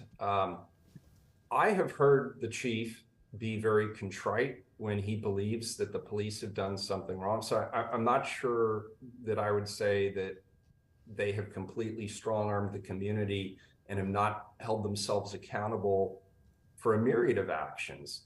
But I would be willing to entertain a conversation with you and the chief. We can sit down, we can talk to the chief and hear from him directly. But I can't sit here and possibly answer that question on his behalf or on behalf of the PPA. You don't have to answer the question. What we would like is the facilitation of a conversation. I'd be happy And that to would do be that. a big step. Sure. Thank you. Thank you so much. We are have ran out of time, so we're going to be closing today's meeting. I'll turn it over to Ms. Afrida. Like Teresa said, we are about at the end of our time tonight, so we will hand it back to PCEP members for some very brief closing comments and next steps. I just want to say thank the community for being here. I thank Mayor again and Yes, thank Commissioner you. Gonzalez. We thank him as well. But I do want to say to everyone that showed up today, you showed up and you represented it well. And we do want to say thank you again. And this again is what we said earlier. We need you. Talk is cheap. Come on and go to work. We got plenty to do, but we need you. And again, it's all about how we can all live in the city that we chose, the Rose City. Keep Dame Lillard, please. Yes, Ashley. All right, great. Yeah. So, yep. Thank you again all for being here. We understand the community's time is very precious, and so coming out here and spending your Wednesday evening with us, it means a lot, and it means you're dedicated to the community. And I personally, as a mother, as somebody who plans to live my life here in Portland, I'm really thankful for that. And I just want to acknowledge that, and that PCEP will be committed to keeping your voice in this conversation. We will be following up on PSR. We will be following up on all the things. This is what this committee is supposed to do. So please keep coming. Please sharing your voice. That is the work. And so I just put a bunch of links in the chat of how to contact us, how to submit some more public testimony to us. Also, where you can find out your application to become a PCEP member. We really are looking for new members. You all have great voices, so please consider. And also, I wanted to add one more thing. Something we'll continue to need your help with is following and tracking council. One of the things you can do is subscribe to council meetings. The agenda comes out every Friday before the Wednesday meeting. It's a good place to find out what's on the docket and where we can get ahead and be part of the conversation, because again, this is just one arm. There's many arms out there to be involved. So stay engaged, please. I think that's it. Oh, upcoming meetings. I didn't see. I don't know if that's listed anywhere, but my God dropped. Okay. Oh, here I have it here. Wednesday the 23rd. We will have a town hall. Oh no, sorry. Mayor's office. Thank you. Is hosting a town hall about Independent Monitor LLCC. Again, this is not a PCEP event. This is a mayor-hosted event, and that is when they will be going. PCEP did host a town hall with them last year. You might remember, and this is the consulting group that was hired to write the report about the 2020 incidents that happened in our city. And then the next PCEP meeting will be September 6th, the Settlement Policy Subcommittee meeting. So please check out our website for those details. Thank you, Ashley.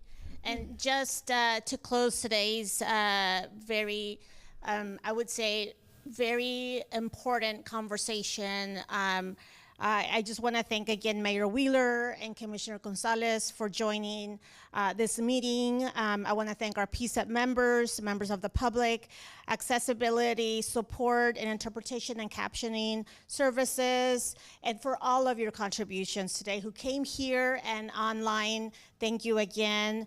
And with that, our time has run out, and now I would like to call meeting adjourned. Thank you, everybody. Have a nice evening. Thank you again so much, everyone here in person and online, to Mayor Wheeler and Commissioner Gonzalez. Have a good night, everyone.